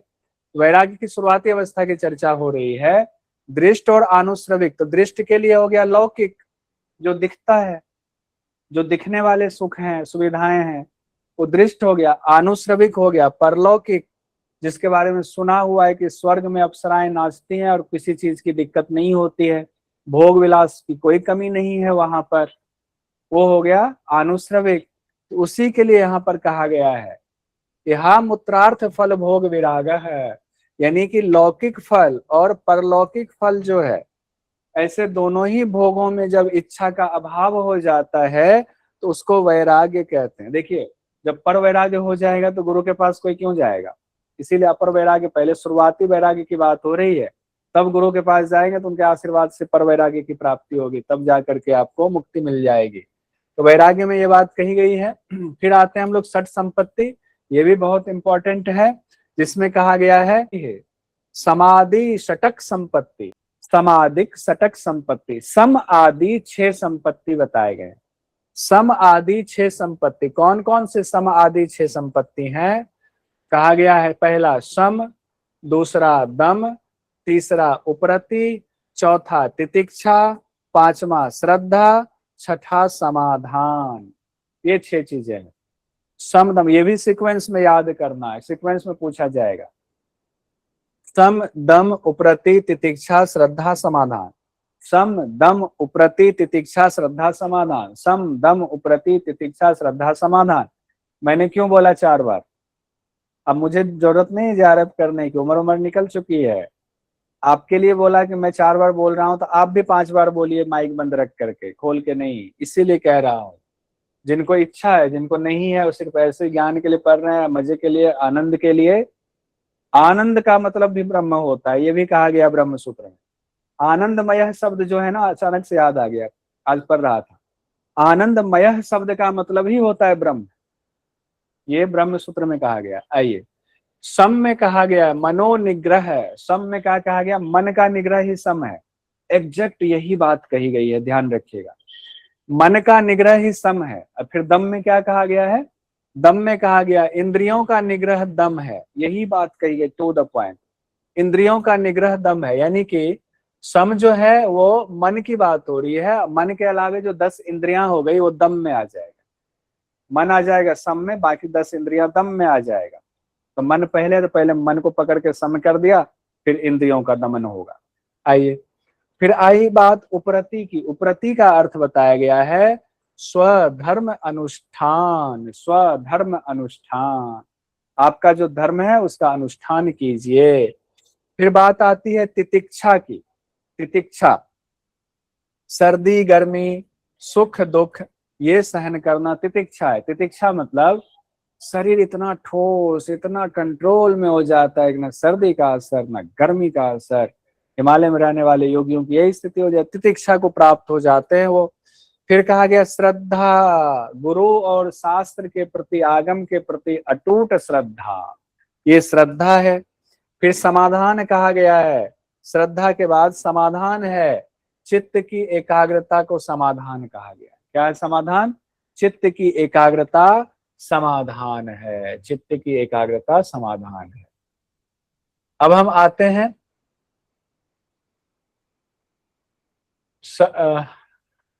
साधन चतुष्टय के चौथे वाले में, जिसको मुमुक्षुत्व कहा गया। चौथे को साधन चतुष्टय में तो मुमुक्षुत्वम चेति, क्या कहा गया? मुमुक्षुत्वम चेति, यानी मोक्ष की प्राप्ति की जो प्रबल इच्छा है, मोक्ष की प्राप्ति की जो प्रबल इच्छा है, वही मुमुक्षुत्वम चेति हो गया, वही हो गया मुमुक्षुत्व।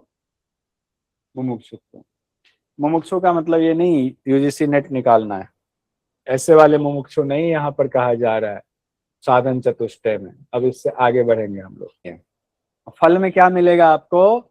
मिथ्या जगत फिर आगमन नहीं होता है। जब अज्ञान हट गया, माया को आपने खत्म कर लिया, माया नष्ट हो गया, तो क्या होगा? मिथ्या जगत जो है वो फिर आपका, उसके आपके सामने उसका आगमन नहीं होगा। फिर माया में भी आपको सब सत्य नजर आएगा, ब्रह्म नजर आएंगे। अब अद्वैत के कुछ सिद्धांतों पर एक नजर डाल लेते हैं।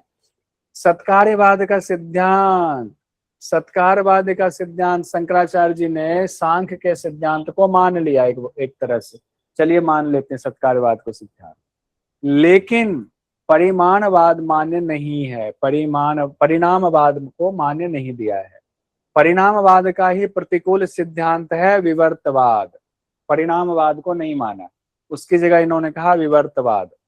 ठीक है, कहा जो सत्य है वो तो आएगा ही, वो ठीक है मान लिया, लेकिन कहा परिणामवाद नहीं मानेंगे, हम विवर्तवाद को मानते हैं। विवर्तवाद हम लोगों ने पढ़ लिया हुआ है। सत्कार्यवाद का सिद्धांत क्या है? परिणामवाद का क्या? देखिए, सत्कार्यवाद में हम लोगों ने देखा हुआ था, कार्य उत्पत्ति से पूर्व ही उपादान कारण में लीन होता है, ये हम लोगों ने सांख्य दर्शन में देखा था। जैसे कि दही अपने कारण दूध में उत्पत्ति रूप में लीन होता है। आप कहेंगे दही दूध क्यों, चलिए तत्व से आते हैं। जैसे कि महद है, अहंकार है, और जो एकादश इंद्रियां, पंच तन्मात्राएं, पंच महाभूत है, ये सब पहले से ही मूल प्रकृति में थे, तभी वो उत्पन्न हुए हैं। यही सत्कारवाद का सिद्धांत है सांख्य दर्शन का। अब यहाँ पर देखिए, इन्होंने कहा चलो हम मान लेते हैं, इस सिद्धांत को मान लेते हैं, लेकिन ध्यान दीजिएगा शंकराचार्य जी थोड़ा सा वहां पर प्रकृति को नहीं कह रहे हैं कि सत्य है, प्रकृति को सत्य नहीं मान रहे हैं, वो ध्यान रखिएगा। ये मान रहे हैं कि सारी चीजें हैं, सारी चीजें हैं, लेकिन ब्रह्म में है। प्रकृति को अलग माना गया ना सांख्य में, प्रकृति पुरुष दो मूल तत्व हैं, यहाँ पर ये बात नहीं कही गई है, इससे ये कंफ्यूजन में मत फंसिएगा, ध्यान दीजिए। परिणामवाद में क्या कहा जाता है, सांख्य के मुताबिक कार्य अपने कारण का परिणाम है, यही तो मेन है प्रकृति के, ये जो बात होती है। कार्य जो है यानी जो तत्व की उत्पत्ति हो रही, जो नेहा जी ने पूछा कार्य किसको कहेंगे प्रकृति के लिए, प्रकृति से तत्वों को उत्पत्ति कार्य है सांख्य दर्शन के मुताबिक। तो कार्य अपने कारण में लीन होता है, तो कार्य अपने कारण का परिणाम होता है, शंकराचार्य जी ने इसको नहीं माना। जैसे मिट्टी से घड़ा, जैसे मूल प्रकृति से महद आया, मूल प्रकृति से महद आया, अहंकार आया, ये सब कार्य हो गए, वो मूल प्रकृति में था। शंकराचार्य जी क्या कहते हैं, कार्य और कारण में आकार को लेकर के भेद है। जैसे मिट्टी से घड़ा बनता है, उसका आकार मिट्टी से अलग होता है, कहते हैं कार्य कारण में भेद है। तो फिर उसके लिए उन्होंने कहा समझो विवर्तवाद का सिद्धांत, कार्य कारण का विवर्त है, कार्य जो है कारण का विवर्त है, और कारण कौन है, सांख्य में कारण माना गया मूल प्रकृति को, सतरजतम जिसका गुण है, लेकिन यहाँ ऐसा नहीं है। यहाँ कारण किसको माना गया, ब्रह्म को माना गया। सबके मूल ब्रह्म, सबके कारण ब्रह्म ही है। तो कार्य यहाँ पर एक मूल अंतर ये हो जाता है। देखने में ऐसा लगता है कि कारण ही कार्य रूप में परिणत हुआ है, लेकिन वास्तविकता ये नहीं है। कारण का कार्य में परिणत होना आभास मात्र है, यही आभास मात्र विवर्तवाद है। आभास को ही विवर्तवाद कहा गया है। यानी देखने में ऐसा प्रतीत होता है कि ब्रह्म का रूपांतरण, देखिए ब्रह्म आ गए ना कारण रूप में, ब्रह्म का रूपांतरण जगत रूप में हो गया है। यानी ब्रह्म जो है फैल करके क्या बन गए हैं जगत रूप में, तो क्या ब्रह्म गायब हो गए, कहा गया है नहीं, ऐसा नहीं है। ब्रह्म अपरिवर्तनशील है, ब्रह्म अपरिवर्तनशील है, और ये उनकी माया है, यही विवर्तवाद का सिद्धांत है। तो मूल अंतर यहाँ सांख्य से हो जाता है। सत्कारवाद को मानने का अर्थ मत समझिएगा कि सांख्य के चीजों को मान लिया है। अब दरअसल होता क्यों है ये, अद्वैत वेदांत की बात करें तो वहां पहले बात हो गई है, अज्ञान की वजह से होता है। अज्ञान की वजह से क्या होता है, दो चीजें होती है, आवरण और विक्षेप होता है। अज्ञान से आवरण पड़ता है। आवरण क्या होता है, किसी चीज पर पर्दा डाल देना, किसी चीज पर पर्दा डाल देना, पर्दा डलते ही उससे चीजें विक्षेप हो जाती हैं। आवरण, ज्ञान के ऊपर अज्ञान का आवरण आ गया, अज्ञान का आवरण आया तो बहुत सारी चीजें दिखने लग गई, आ रहे हैं जिनका जिनका हैंडरेज हो रहा है। विक्षेप, जैसे कि मान लीजिए ये ज्ञान स्वरूप है, इनके ऊपर पर्दा पड़ गया, अब ये जो है ये विक्षेप, ये हो गया विक्षेप, इसको कहिए आवरण। और ये जो बहुत सारी चीजें दिखने लगी, आभासित होने लगी, ये हो गया विक्षेप, ये विक्षेप हो गया, सीधी सी बात है। अब यहाँ अनिर्वचनीय ख्यातिवाद का सिद्धांत आता है। अनिर्वचनीय ख्यातिवाद क्या है, ब्रह्म की स्थिति में उत्पन्न होने वाला ज्ञान ना सत होता है, ना असत होता है, ना ही सत असत दोनों होता है।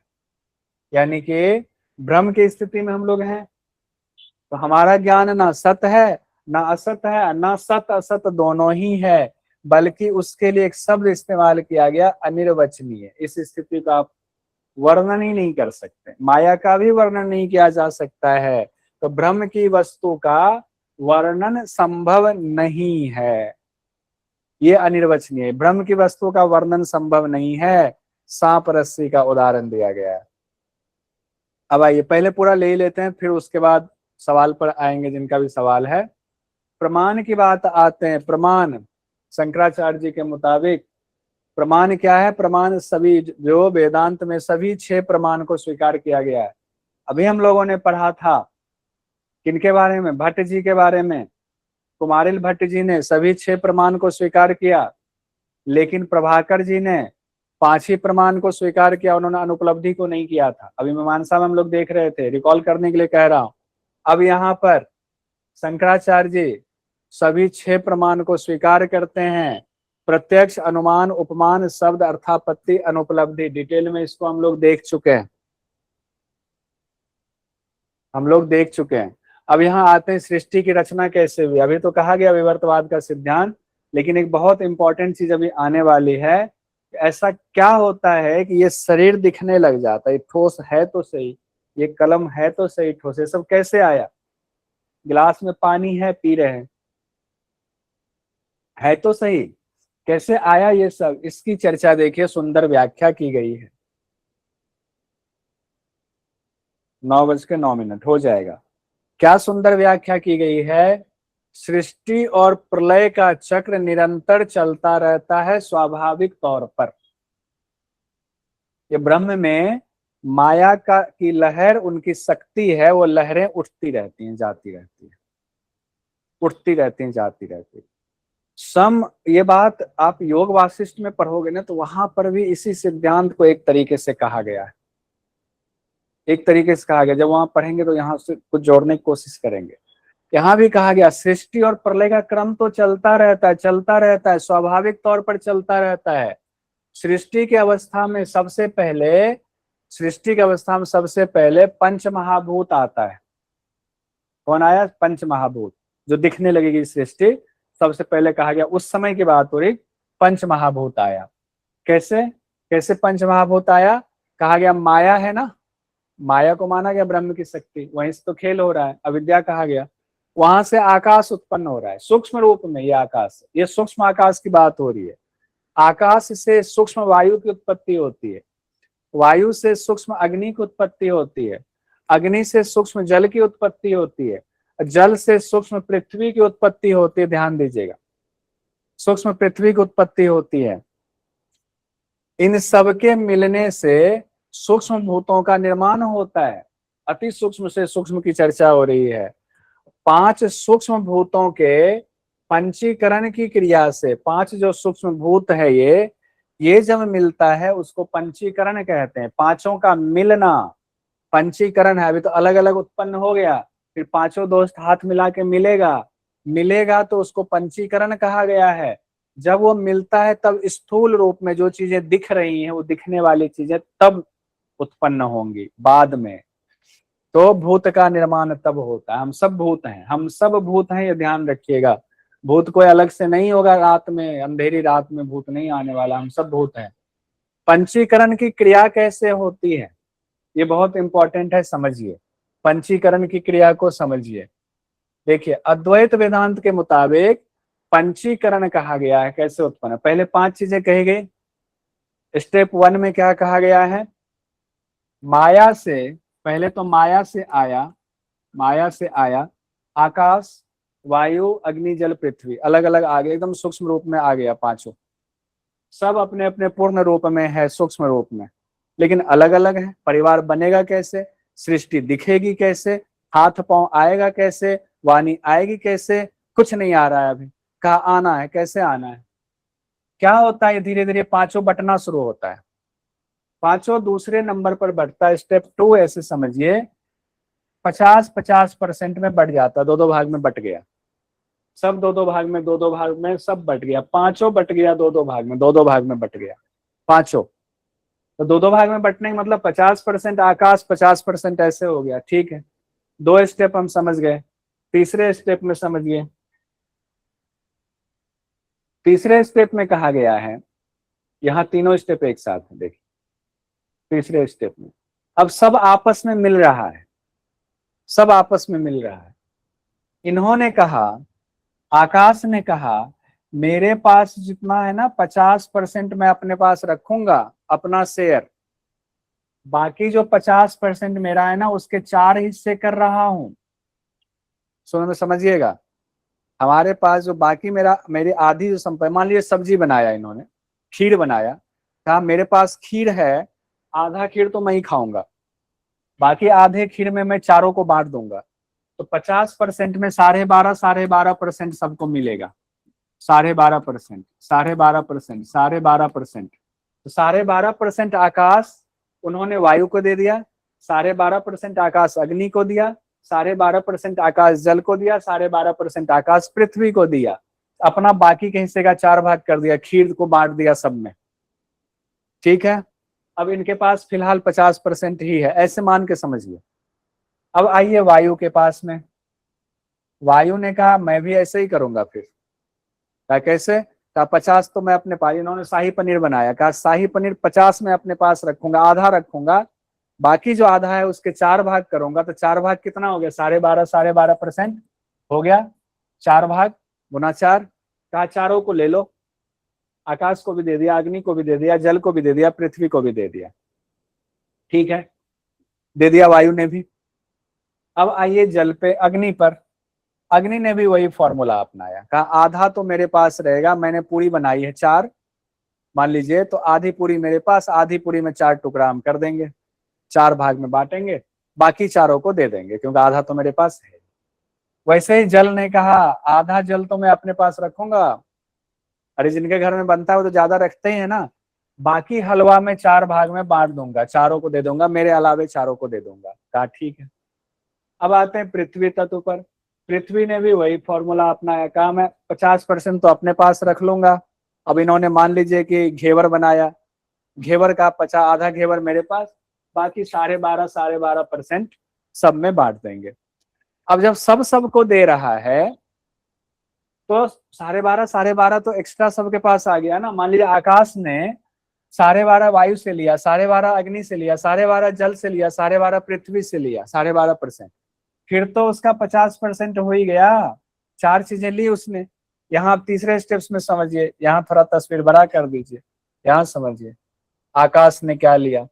आकाश ने क्या लिया, अपना तो इसका 50% था ही आकाश ने, इसने वायु से 12.5% ले लिया, वायु अंश ले लिया, इसने अग्नि से 12.5% अंश लिया, इसने जल से 12.5% अंश लिया, और इसने पृथ्वी से भी 12.5% अंश लिया।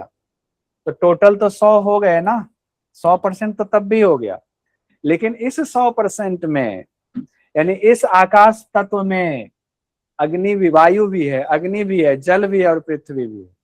यानी इस आकाश में, जो आकाश में मैं हाथ हिला रहा हूं, इस आकाश में 12.5% अग्नि भी है, 12.5% वायु भी है, 12.5% जल भी है, 12.5% पृथ्वी तत्व भी है। इसको आप काट नहीं सकते, ये शंकराचार्य जी का सिद्धांत है, अद्वैत का सिद्धांत। आइए उसी तरीके से वायु पर आते हैं। यानी वायु जो आप श्वास ले रहे हैं उसमें 50% ही वायु है, बाकी 12.5% तो आकाश है, 12.5% अग्नि है, 12.5% जल है, 12.5% पृथ्वी है, इसके अलावे चारों 12.5% है। अब आइए अग्नि में देखिए, ये जो अग्नि है उस अग्नि में भी जल है, अग्नि में ऐसा नहीं जल नहीं है, अग्नि तो 50% है ही, उस अग्नि में 12.5% आकाश भी है, उस अग्नि में 12.5% वायु भी है, उस अग्नि में 12.5% जल भी है, और उस अग्नि में 12.5% पृथ्वी भी है। यही पंचीकरण है। उसी तरीके से जल में आइए, जल में भी ये जो 1 गिलास जल पी रहे हैं 50% ही जल है, इसमें पी रहे हैं, 12.5% अग्नि भी लिया, 12.5% आकाश भी लिया, 12.5% वायु भी लिया, 12.5% पृथ्वी भी लिया इसमें। जैसे मुझे प्यास लगी, अंजलि जी ने भी पानी पी लिया खटाक से, उन्होंने भी स्वाद लिया। देखे उसमें अग्नि का स्वाद आता है कि नहीं, उसमें आकाश का स्वाद आता है कि नहीं, पृथ्वी का स्वाद आता है कि नहीं। अब आइए पृथ्वी तत्व पर, पृथ्वी तत्व में भी 50% ही पृथ्वी तत्व है, 12.5% उसमें आकाश तत्व का स्थान है, 12.5% उसमें वायु तत्व का स्थान है, 12.5% इसमें अग्नि तत्व का स्थान है, और 12.5% इसमें जल तत्व का भी स्थान है। तो इस तरह से पंचीकरण हो गया, सबने एक दूसरे को अपनी अपनी चीजें दी, और फिर देने के बाद पंच महाभूत बन गया, ये सृष्टि दिखने लगी। यही पंचीकरण का सिद्धांत है। अब यहाँ पर फाइनल ये आपके सामने ये आ गया हुआ है, जो स्थिति है कि सब में आकाश में 50% ही आकाश है, वायु में 50% ही वायु है, अग्नि में 50% ही अग्नि है, जल में 50% ही जल है, पृथ्वी में 50% ही पृथ्वी है। ये है पंचीकरण का सिद्धांत। एक साथ भी स्क्रीन पर वही चीज है, एक साथ भी देख सकते हैं, आपके पीडीएफ में है, ये मैंने बना कर दिया हुआ है। अब देखिए, ये तो देख ही लिया, तो इसको इस रूप में देखिए। 12.5% का मतलब क्या हो गया, 50% का मतलब तो 1/2 भाग हो गया। अगर ऐसे एग्जाम वगैरह में आ जाए, 1/2 भाग मतलब 50% हो गया। 12.5% का अर्थ होता है 1 का 8वां हिस्सा। 12.5% गुना 8 करेंगे तो 100% हो जाता है, 100% हो जाता है, ध्यान रखिए। तो उसको कहा गया 1/8 हिस्सा है। यानी जल तत्व में 1/8वां भाग जो है वो अग्नि का भी होगा, वायु का भी होगा, पृथ्वी का भी होगा, आकाश का भी होगा। अगर परसेंटेज की जगह भाग पूछा गया तो 1/8वां भाग, अगर ये पंचीकरण वाला पूछ लिया तो ठीक है। अब वेदांत के अन्य मत भी हैं।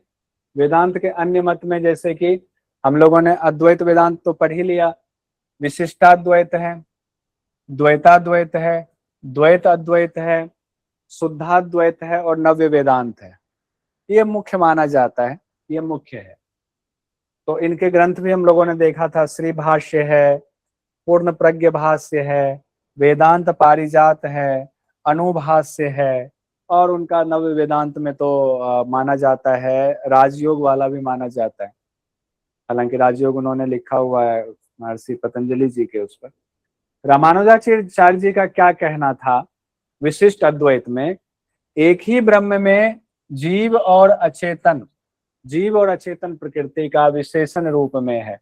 यानी एक ही ब्रह्म है, उसी में जीव और अचेतन प्रकृति दोनों विशेषण रूप में है, उसका विशेषण है। विशेषण हिंदी में पढ़ा हुआ है ना, विशेषण क्या होता है, विशेषता, ब्रह्म की दो विशेषता। हालांकि मुझे लग रहा है कह तो वही बात रहे हैं जो शंकराचार्य जी ने कहा है, लेकिन कहने का प्रेजेंटेशन का तरीका अलग हो गया। इनका मत कहलाया विशिष्ट अद्वैत मत कहलाया। अब आते हैं मध्वाचार्य जी ने, हालांकि जब इसको बहुत डिटेल में पढ़ेंगे, उतना डिटेल में पढ़ना नहीं है, तब इसमें और चीजें क्लियर होंगी। यानी कि यहाँ पर चूंकि ये भक्ति मार्ग से जुड़ा है, ये ध्यान रखिएगा, यहाँ पर भक्ति मार्ग की स्थापना कर रहे हैं ये, इसीलिए भक्ति मार्ग में भगवान और भक्त में अंतर तो होना ही चाहिए। अंतर नहीं होगा तो मामला गड़बड़ हो जाएगा। तो भक्ति मार्ग में भगवान और भक्त में अंतर होगा ही होगा। मध्वाचार्य जी ये तो बिल्कुल डिफरेंट, ये कह रहे नहीं, जीव और ब्रह्म दो अलग अलग है मामला, जीव और ब्रह्म बिल्कुल अलग है। इसीलिए इन्होंने, इनके मत को कहा गया द्वैतवाद मत। इन्होंने तो विशिष्ट कहा है, विशेषण है, लेकिन इन्होंने कहा नहीं, दोनों अलग ही है, विशेषण विशेषण छोड़ो, विशेषण नहीं है, दोनों अलग है। तो मध्वाचार्य जी ने अलग कहा। निम्बार्क जी ने क्या कहा, निम्बार्क जी कह रहे हैं कि अब निम्बार्क जी थोड़ा सा ना जैन दर्शन वाली फिलॉसफी दे रहे हैं, स्यादवाद वाली थोड़ी सी फिलॉसफी दे रहे हैं। कौन, निम्बार्क जी कह रहे हैं किसी की नजर में ब्रह्म और जीव अलग अलग है, तो किसी की दृष्टि में दोनों एक है, उसी का नाम पड़ा हुआ है द्वैताद्वैत। तो ऐसा लग रहे हैं कि इन्होंने अपने से पहले जो दो लोग हुए शंकराचार्य जी, उनके लिए कह दिया कि किसी की नजर में, दृष्टि में दोनों एक ही है। तो शंकराचार्य जी के लिए कह दिया किसी की दृष्टि में ब्रह्म जीव अलग अलग है, तो मान लीजिए मध्वाचार्य जी के बारे में कह दिया, कहा मेरा यही सिद्धांत है, ये द्वैताद्वैत का सिद्धांत। ऐसे स्यादवाद से मिलता जुलता सिद्धांत इन्होंने दिया, जैन दर्शन के स्यादवाद से मिलता जुलता सिद्धांत दिया। जब सारी चीजों के एक साथ मिला के पढ़ेंगे ना तो बड़ा मजा आएगा। अच्छा, स्यादवाद में ऐसा कहा गया, स्यादवाद में नहीं कहा गया, कहा गया 5 आदमी है, एक ही चीज की 5 अलग तरीके से व्याख्या करेंगे, सब व्याख्या अपनी जगह सच हो सकता है। रामानुजाचार्य जी के बारे में थोड़ा सा देख लेते हैं, देख लेना, कोई दिक्कत तो नहीं है। शंकराचार्य जी के मोक्ष प्राप्त करने के 200 साल बाद आए कौन? रामानुजाचार्य जी, 200 साल बाद। और रामानुजाचार्य जी ने वेदांत की व्याख्या अलग तरीके से की। इन्होंने जीव और ब्रह्म के बीच के संबंध को नए तरीके से परिभाषित किया। उन्होंने पहले तो शंकराचार्य जी के इस सिद्धांत को मानने से इनकार कर दिया कि जीव और ब्रह्म एक ही है, जीव ही ब्रह्म स्वरूप हो जाता है। कहा नहीं, ऐसा नहीं है। रामानुजाचार्य जी ने कहा कि अद्वैत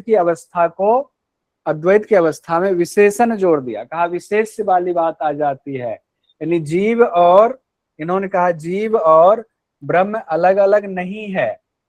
अलग अलग नहीं है मैं मानता हूं, लेकिन दो है दोनों। कहा कि ये कौन सी बात हो गई, कर अलग अलग नहीं है फिर दो है। कहा सुनिए, जुड़े हुए हैं, उनसे जुड़े हुए हैं। कैसे? दो होते हुए भी एक हैं। भक्त जो है अपने भगवान से कभी अलग नहीं हो सकता है। भक्त और भगवान दो है, लेकिन हमेशा वो एक ही रहते हैं। भक्त भगवान दो है, लेकिन हमेशा एक ही होते हैं। दोनों सदा साथ रहते हैं, दोनों सदा साथ रहते हैं। ब्रह्म के बिना जीव नहीं है, ये भी कह दिया इन्होंने। यानी जीव को थोड़ा सा माना है, उनकी विशेषता बता करके। विशेषण से क्या तात्पर्य दिया है? जो उस स्थिति की विशेषता बताता हो। कौन सी स्थिति की? कि ब्रह्म और जीव है, उसके बिना ये नहीं रह सकता है, साथ साथ ही रहेगा, तो वो विशेषता हो गई। ये विशेषता, क्या विशेषता? साथ साथ ही रहेंगे। शंकराचार्य जी कह रहे नहीं, अज्ञान खत्म हुआ तो जीव नहीं है, फिर जीव ही ब्रह्म है। अज्ञान खत्म, जीव ब्रह्म स्वरूप ही हो जाता है। एक ही आत्मा है, एक ही आत्मा है। यहाँ कहते हैं नहीं, मामला ऐसा नहीं है। संबंध को कहते हैं कि विशेषता है उस संबंध में, यानी जीव है, ब्रह्म है। वास्तविक जगत में दोनों को अलग अलग माना गया है, तभी तो भक्ति हो पाएगी। अलग अलग मानेंगे तो। फिर विशिष्टाद्वैत में क्या कहा? इसी मतलब विशिष्टाद्वैत का जो सिद्धांत है, विशेषण युक्त विशेष्य को ही विशिष्टाद्वैत कहा गया है। देखिए, संबंध इन्होंने अलग तरीके से परिभाषित किया है। विशिष्टाद्वैत शब्द का विग्रह करें तो दो शब्द आता है, विशिष्ट और अद्वैत। यानी वो अद्वैत को मानते तो हैं, लेकिन अलग तरीके से। अद्वैत होते हुए भी वो कहते हैं कि भेद है। भेद क्या है? कि जीव हमेशा रहता है, जीव उस ब्रह्म के अंग के रूप में है। जीव उस ब्रह्म के अंग के, ऐसे छोटे बच्चे की तरह है, जो बच्चा अपने माता से कभी अलग नहीं हो सकता है। अद्वैत होते हुए भी भेद है, जीव उस ब्रह्म के अंग हैं। दोनों का संबंध हमेशा सिद्ध है, दोनों का संबंध है और हमेशा सिद्ध है। दोनों को पृथक नहीं किया जा सकता है, दोनों को अलग नहीं किया जा सकता है। अलग कर देते तो ये द्वैतवाद हो जाता। अगर दोनों को अलग कर देते, जीव और ब्रह्म को, तो ये सिद्धांत द्वैतवाद हो जाता। ध्यान रखिए, अलग नहीं कर रहे, कह रहे किसी भी स्थिति में अलग नहीं किया जा सकता है, इसीलिए विशिष्टाद्वैत इसका नाम दिया गया। शंकराचार्य जी ईश्वर को सगुण और ब्रह्म को निर्गुण मानते हैं। ईश्वर को सगुण माना है उन्होंने, क्योंकि ईश्वर जो है बुद्धि से जाना जाता है, बुद्धि से, जिसको विचार से जिसको जान रहे हैं। और ब्रह्म कहा गया वो निर्गुण है। वही रामानुजाचार्य जी कहते हैं ब्रह्म ही ईश्वर है, ब्रह्म ही ईश्वर है, उनको सगुण मानते हैं। तभी तो भगवान कृष्ण की लीलाओं का वर्णन होता है, लीलाओं का वर्णन होता है। रामानुजाचार्य जी जीव ब्रह्म का, कहा गया जीव जो है वो ब्रह्म का अंश है। कौन कह रहे हैं? रामानुजाचार्य जी, जीव ब्रह्म का अंश है। शंकराचार्य जी कह रहे हैं माया से आवृत जीव ब्रह्म ही है। देखिए कितना अंतर है। कह रहे माया से आवृत जीव ही ब्रह्म है, वो कह रहे नहीं, जीव ब्रह्म का अंश है। कितना अंतर हो गया दोनों में। पिता ही पुत्र है और पिता पुत्र अलग अलग है, दोनों बात में बहुत अंतर हो जाता है।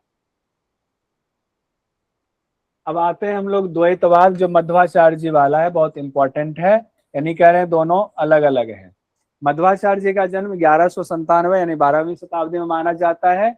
79 ईयर्स तक ये रहे, फिर इन्होंने समाधि ली। इनको वायु का अवतार माना जाता है।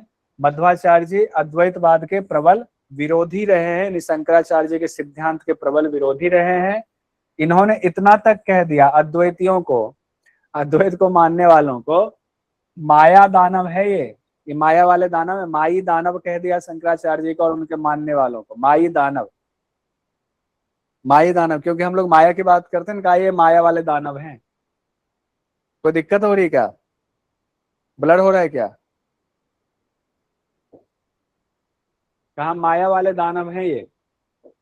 मध्वाचार्य जी के द्वैतवाद में ब्रह्म की जगह परमात्मा को साक्षात विष्णु भगवान का अवतार माना गया है। कहा विष्णु ही परमात्मा है, वही उत्पत्ति स्थिति और संहार करने वाले हैं। एक तो उनको माना, कहा गया वे एक हैं लेकिन अलग अलग अवतार ग्रहण करते हैं, यानी भक्ति मार्ग के ये भी हैं, भक्ति मार्ग के ये भी हैं लेकिन अलग भक्ति मार्ग के हैं। कहा गया है कि वे प्रकृति और जीव से बिल्कुल अलग हैं, प्रकृति और जीव उससे बिल्कुल अलग हैं। और लक्ष्मी जी का भी इन्होंने नाम लिया है।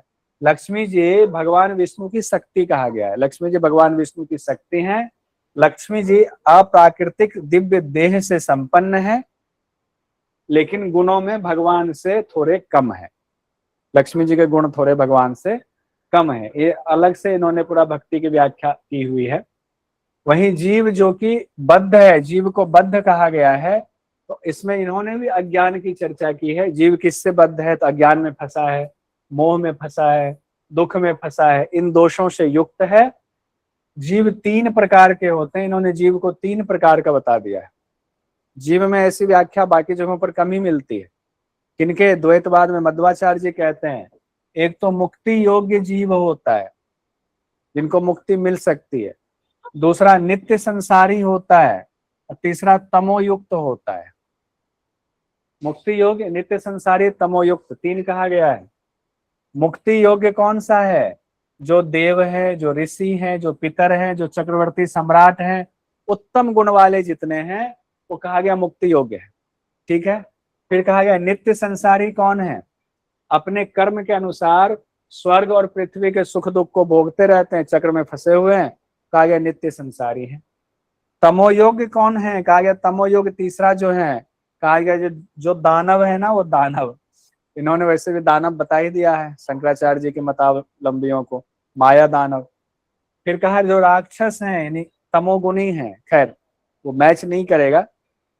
पिशाच जो है, जो अधम मनुष्य हैं, ये कभी मुक्त नहीं होते हैं, इनको मुक्ति कभी नहीं मिलती, जब तक सृष्टि का चक्र है तब तक वो रहेंगे। कहा गया जीव अनेक हैं और परस्पर भिन्न भी हैं, ये भी इंपॉर्टेंट है। शंकराचार्य जी ने कहा जीव मतलब आत्मा एक ही है, आत्मा एक ही है, देह से संबंध हुआ, इंद्रियों से संबंध हुआ तो जीव कहा गया, लेकिन है एक ही। सांख्य दर्शन ने भी कहा अनेक है, मीमांसा ने भी कहा अनेक है, विशिष्टाद्वैत ने वो मीमांसा और कौन हो गया एक, न्याय और वैशेषिक ने भी कहा अनेक है। ये भी कह रहे हैं कि अलग तो है, अनेक तो है, और परस्पर भिन्न भी है, अलग अलग भी है। जीव सृष्टि के समय तो होता है, सृष्टि के समय तो होता ही है, मुक्ति के समय भी उसका अस्तित्व रहता है, यानी उसका अस्तित्व मुक्ति के समय भी रहता है, ऐसा नहीं है कि नहीं रहता है। अब आते हैं निम्बार्क जी पर। निम्बार्क जी क्या कह रहे हैं? 14वीं शताब्दी का इनको माना जाता है, और इन्होंने जैन दर्शन वाली फिलॉसफी दी थी। इनको सुदर्शन चक्र का अवतार माना जाता है, भक्ति मार्ग के ये भी हैं, ये भी भक्ति मार्ग को आगे बढ़ाएंगे। देखिए क्या कह रहे हैं, सुदर्शन चक्र के अवतार। द्वैताद्वैत का सिद्धांत दिया, बहुत पुराना माना जाता है सिद्धांत। 14वीं सदी में ऑडोलोमी आदि आचार्यों के मत को इन्होंने पुनर्स्थापित किया। ऑडोलोमी कोई बहुत बड़े संत थे, उनका कहना है, क्या कहना है निम्बार्क जी का, जिस तरह सूर्य खुद प्रकाशमय भी है और प्रकाश का आश्रय स्थान भी है, खुद प्रकाशित भी हो रहा है, प्रकाश फैला भी रहे, और प्रकाश जो जिनको मिल रहा है उसका मेन केंद्र भी है। 2 बातें कही गई है। उसी तरह शुद्ध चैतन्य जीव का स्वरूप भी है और ज्ञान का आश्रय भी है, ज्ञान का आश्रय भी है। ये क्या कह रहे हैं निम्बार्क जी अपने सिद्धांत में? इनके सिद्धांत को भेदाभेद भी कहा जाता है, द्वैताद्वैत भी कहा जाता है। कहते हैं जीव नित्य है, ये भी कह रहे हैं जीव नित्य है। और संख्या इनकी जीव की कितनी है? संख्या में अनेक है। ये सिद्धांत इन्होंने भी माना कि जीव नित्य है, कभी खत्म नहीं होगा, और बहुत सारे जीव है, एक जीव मेरे अंदर, एक जीव इनके अंदर, एक जीव इनके अंदर, एक उनके अंदर भी। नित्य होते हुए भी वे ईश्वर पर आश्रित है, वे ईश्वर पर आश्रित है। और ईश्वर द्वारा ही संचालित हो रहा है, ईश्वर द्वारा ही संचालित हो रहा है। अविद्या और कर्म की वजह से वो बद्ध हो गया, अविद्या और कर्म की वजह से बद्ध हो गया है। कुछ चीजें, बहुत सारी चीजें मिलती जुलती होती है। ईश्वर की कृपा से जब उसको ज्ञान होता है, एक अलग बात है, ईश्वर की कृपा से जब उसको ज्ञान होता है, कब ज्ञान होता है? ईश्वर की कृपा से, तब वो यहाँ अविद्या और कर्म से मुक्त होता है, तब बंधन से मुक्त होता है। लेकिन कहा गया, लेकिन मुक्त अवस्था में भी वह जीव ईश्वर के अधीन ही होता है, चाहे मुक्त हो जाए लेकिन ईश्वर के अधीन ही होगा। एक बात ये कही गई है। दूसरी बात जो इन्होंने ऊपर कही हुई थी, किसी की नजर में अलग, किसी की नजर में एक है, ये बात भी इन्होंने कहा हुआ है, इसी वजह से उनके सिद्धांत को थोड़ा अलग माना गया है। अब हम आते हैं वल्लभाचार्य जी पर। वल्लभाचार्य जी भक्ति मार्ग के बहुत बड़े विद्वान हुए। 15वीं 16वीं शताब्दी में माना जाता है इनको। 15वीं शताब्दी में इनका जन्म हुआ है और 52 वर्ष की आयु में इन्होंने काशी के हनुमान घाट पर जल समाधि ली थी, काशी के हनुमान घाट पर। और इन्होंने जो सिद्धांत दिया उनको कहा गया शुद्ध अद्वैत सिद्धांत। शुद्धयोः अद्वैतम, शुद्धयोः अद्वैतम कहा गया, अर्थात जगत और जीव ब्रह्म के ही रूप हैं। जगत, ये जगत जो दिख रहा है और उसमें जो मेरे जैसा जीव है, वो ब्रह्म के ही रूप हैं और ब्रह्म से अभिन्न है। कई बार तो लगता है सब तो एक ही बात कर रहे हैं, इतनी बात कहने की जरूरत क्या थी, एक ही को मान लेते, आगे बढ़ जाते। तो लेकिन थोड़ा थोड़ा अंतर तो रहता ही है। ब्रह्म से अभिन्न है, साथ ही शुद्ध अद्वैत में कहा गया है कि ब्रह्म माया से भी रहित है, ब्रह्म माया से रहित है, ये अलग बात कही गई। जैसे कि शंकराचार्य जी ने कहा ब्रह्म माया, माया जो है वो ब्रह्म की शक्ति है, माया ब्रह्म की शक्ति है। ये कह रहे नहीं, ब्रह्म माया से रहित है, ब्रह्म माया से अलग है, इसीलिए तो इनका नाम दिया गया शुद्ध अद्वैत। नहीं, अद्वैत में माया नहीं है, उस ब्रह्म में माया नहीं है, शुद्ध है, पूरा शुद्ध है। ये एक खास बात कही गई जिनकी वजह से इनका सिद्धांत बढ़ा। श्रीमद् भागवत में पोषण या पुष्टि को भगवान का अनुग्रह बताया गया है, पोषण या पुष्टि को, साथ ही इसी को भगवत प्राप्ति का एकमात्र कारण बताया गया है। अब इसमें देखिए, शुद्धाद्वैत में ब्रह्म ही एकमात्र अद्वैत है, ब्रह्म ही एकमात्र अद्वैत है। ब्रह्म में विरुद्ध धर्मों की स्थिति स्वाभाविक नहीं है। ब्रह्म में जो विरुद्ध धर्म होते हैं कि ब्रह्म एक है और अनेक हो जाते हैं, ये स्वाभाविक नहीं है कह रहे हैं। ब्रह्म कार्य और कारण दोनों रूपों में शुद्ध है। कहा गया नहीं, कार्य कारण रूप से उसको मत जोड़िए, वो दोनों रूपों में शुद्ध हैं। भगवान श्री कृष्ण ही पर ब्रह्म है। इन्होंने कहा लीजिए मैं नाम बताता हूँ, पर ब्रह्म कौन है? कहा भगवान श्री कृष्ण ही पर ब्रह्म है। वे अपनी इच्छानुसार जगत रूप में अभिव्यक्त होते हैं, भगवान श्री कृष्ण पर आ गए, और यह अभिव्यक्ति वास्तविक होती है, यह मिथ्या नहीं है, ये वास्तविक होती है, माया कल्पित नहीं है। वो माया नहीं है उनमें, पर ब्रह्म में हमारे भगवान श्री कृष्ण में माया नहीं है, वो कल्पित नहीं है, वो रियल है। यह जगत और जीव जिसकी रचना की उन्होंने की है, वो ब्रह्म रूप होने से सत्य है और नित्य है, सत्य है और नित्य है। शंकराचार्य जी ने क्या कहा? मिथ्या है। इन्होंने कहा नहीं, सत्य है और नित्य है। कहा गया ब्रह्म त्रिरूप में है। कौन कह रहे हैं ब्रह्म त्रिरूप में है? वल्लभाचार्य जी कह रहे हैं आदि दैविक पर ब्रह्म, आध्यात्मिक अक्षर पर ब्रह्म और आदि भौतिक जगत कहा गया है। ये ब्रह्म 3 रूप में है। आइए अब यहां से हम लोग कंप्लीट हो ही गया है। अब ये हम लोग कल देखेंगे इसको, क्योंकि इसमें फिर जो है चीजें कंपैरिजन है अब इसका, ज्ञान मीमांसा, तत्व मीमांसा, आचार मीमांसा का। तो इसको कल कंप्लीट कर लेंगे।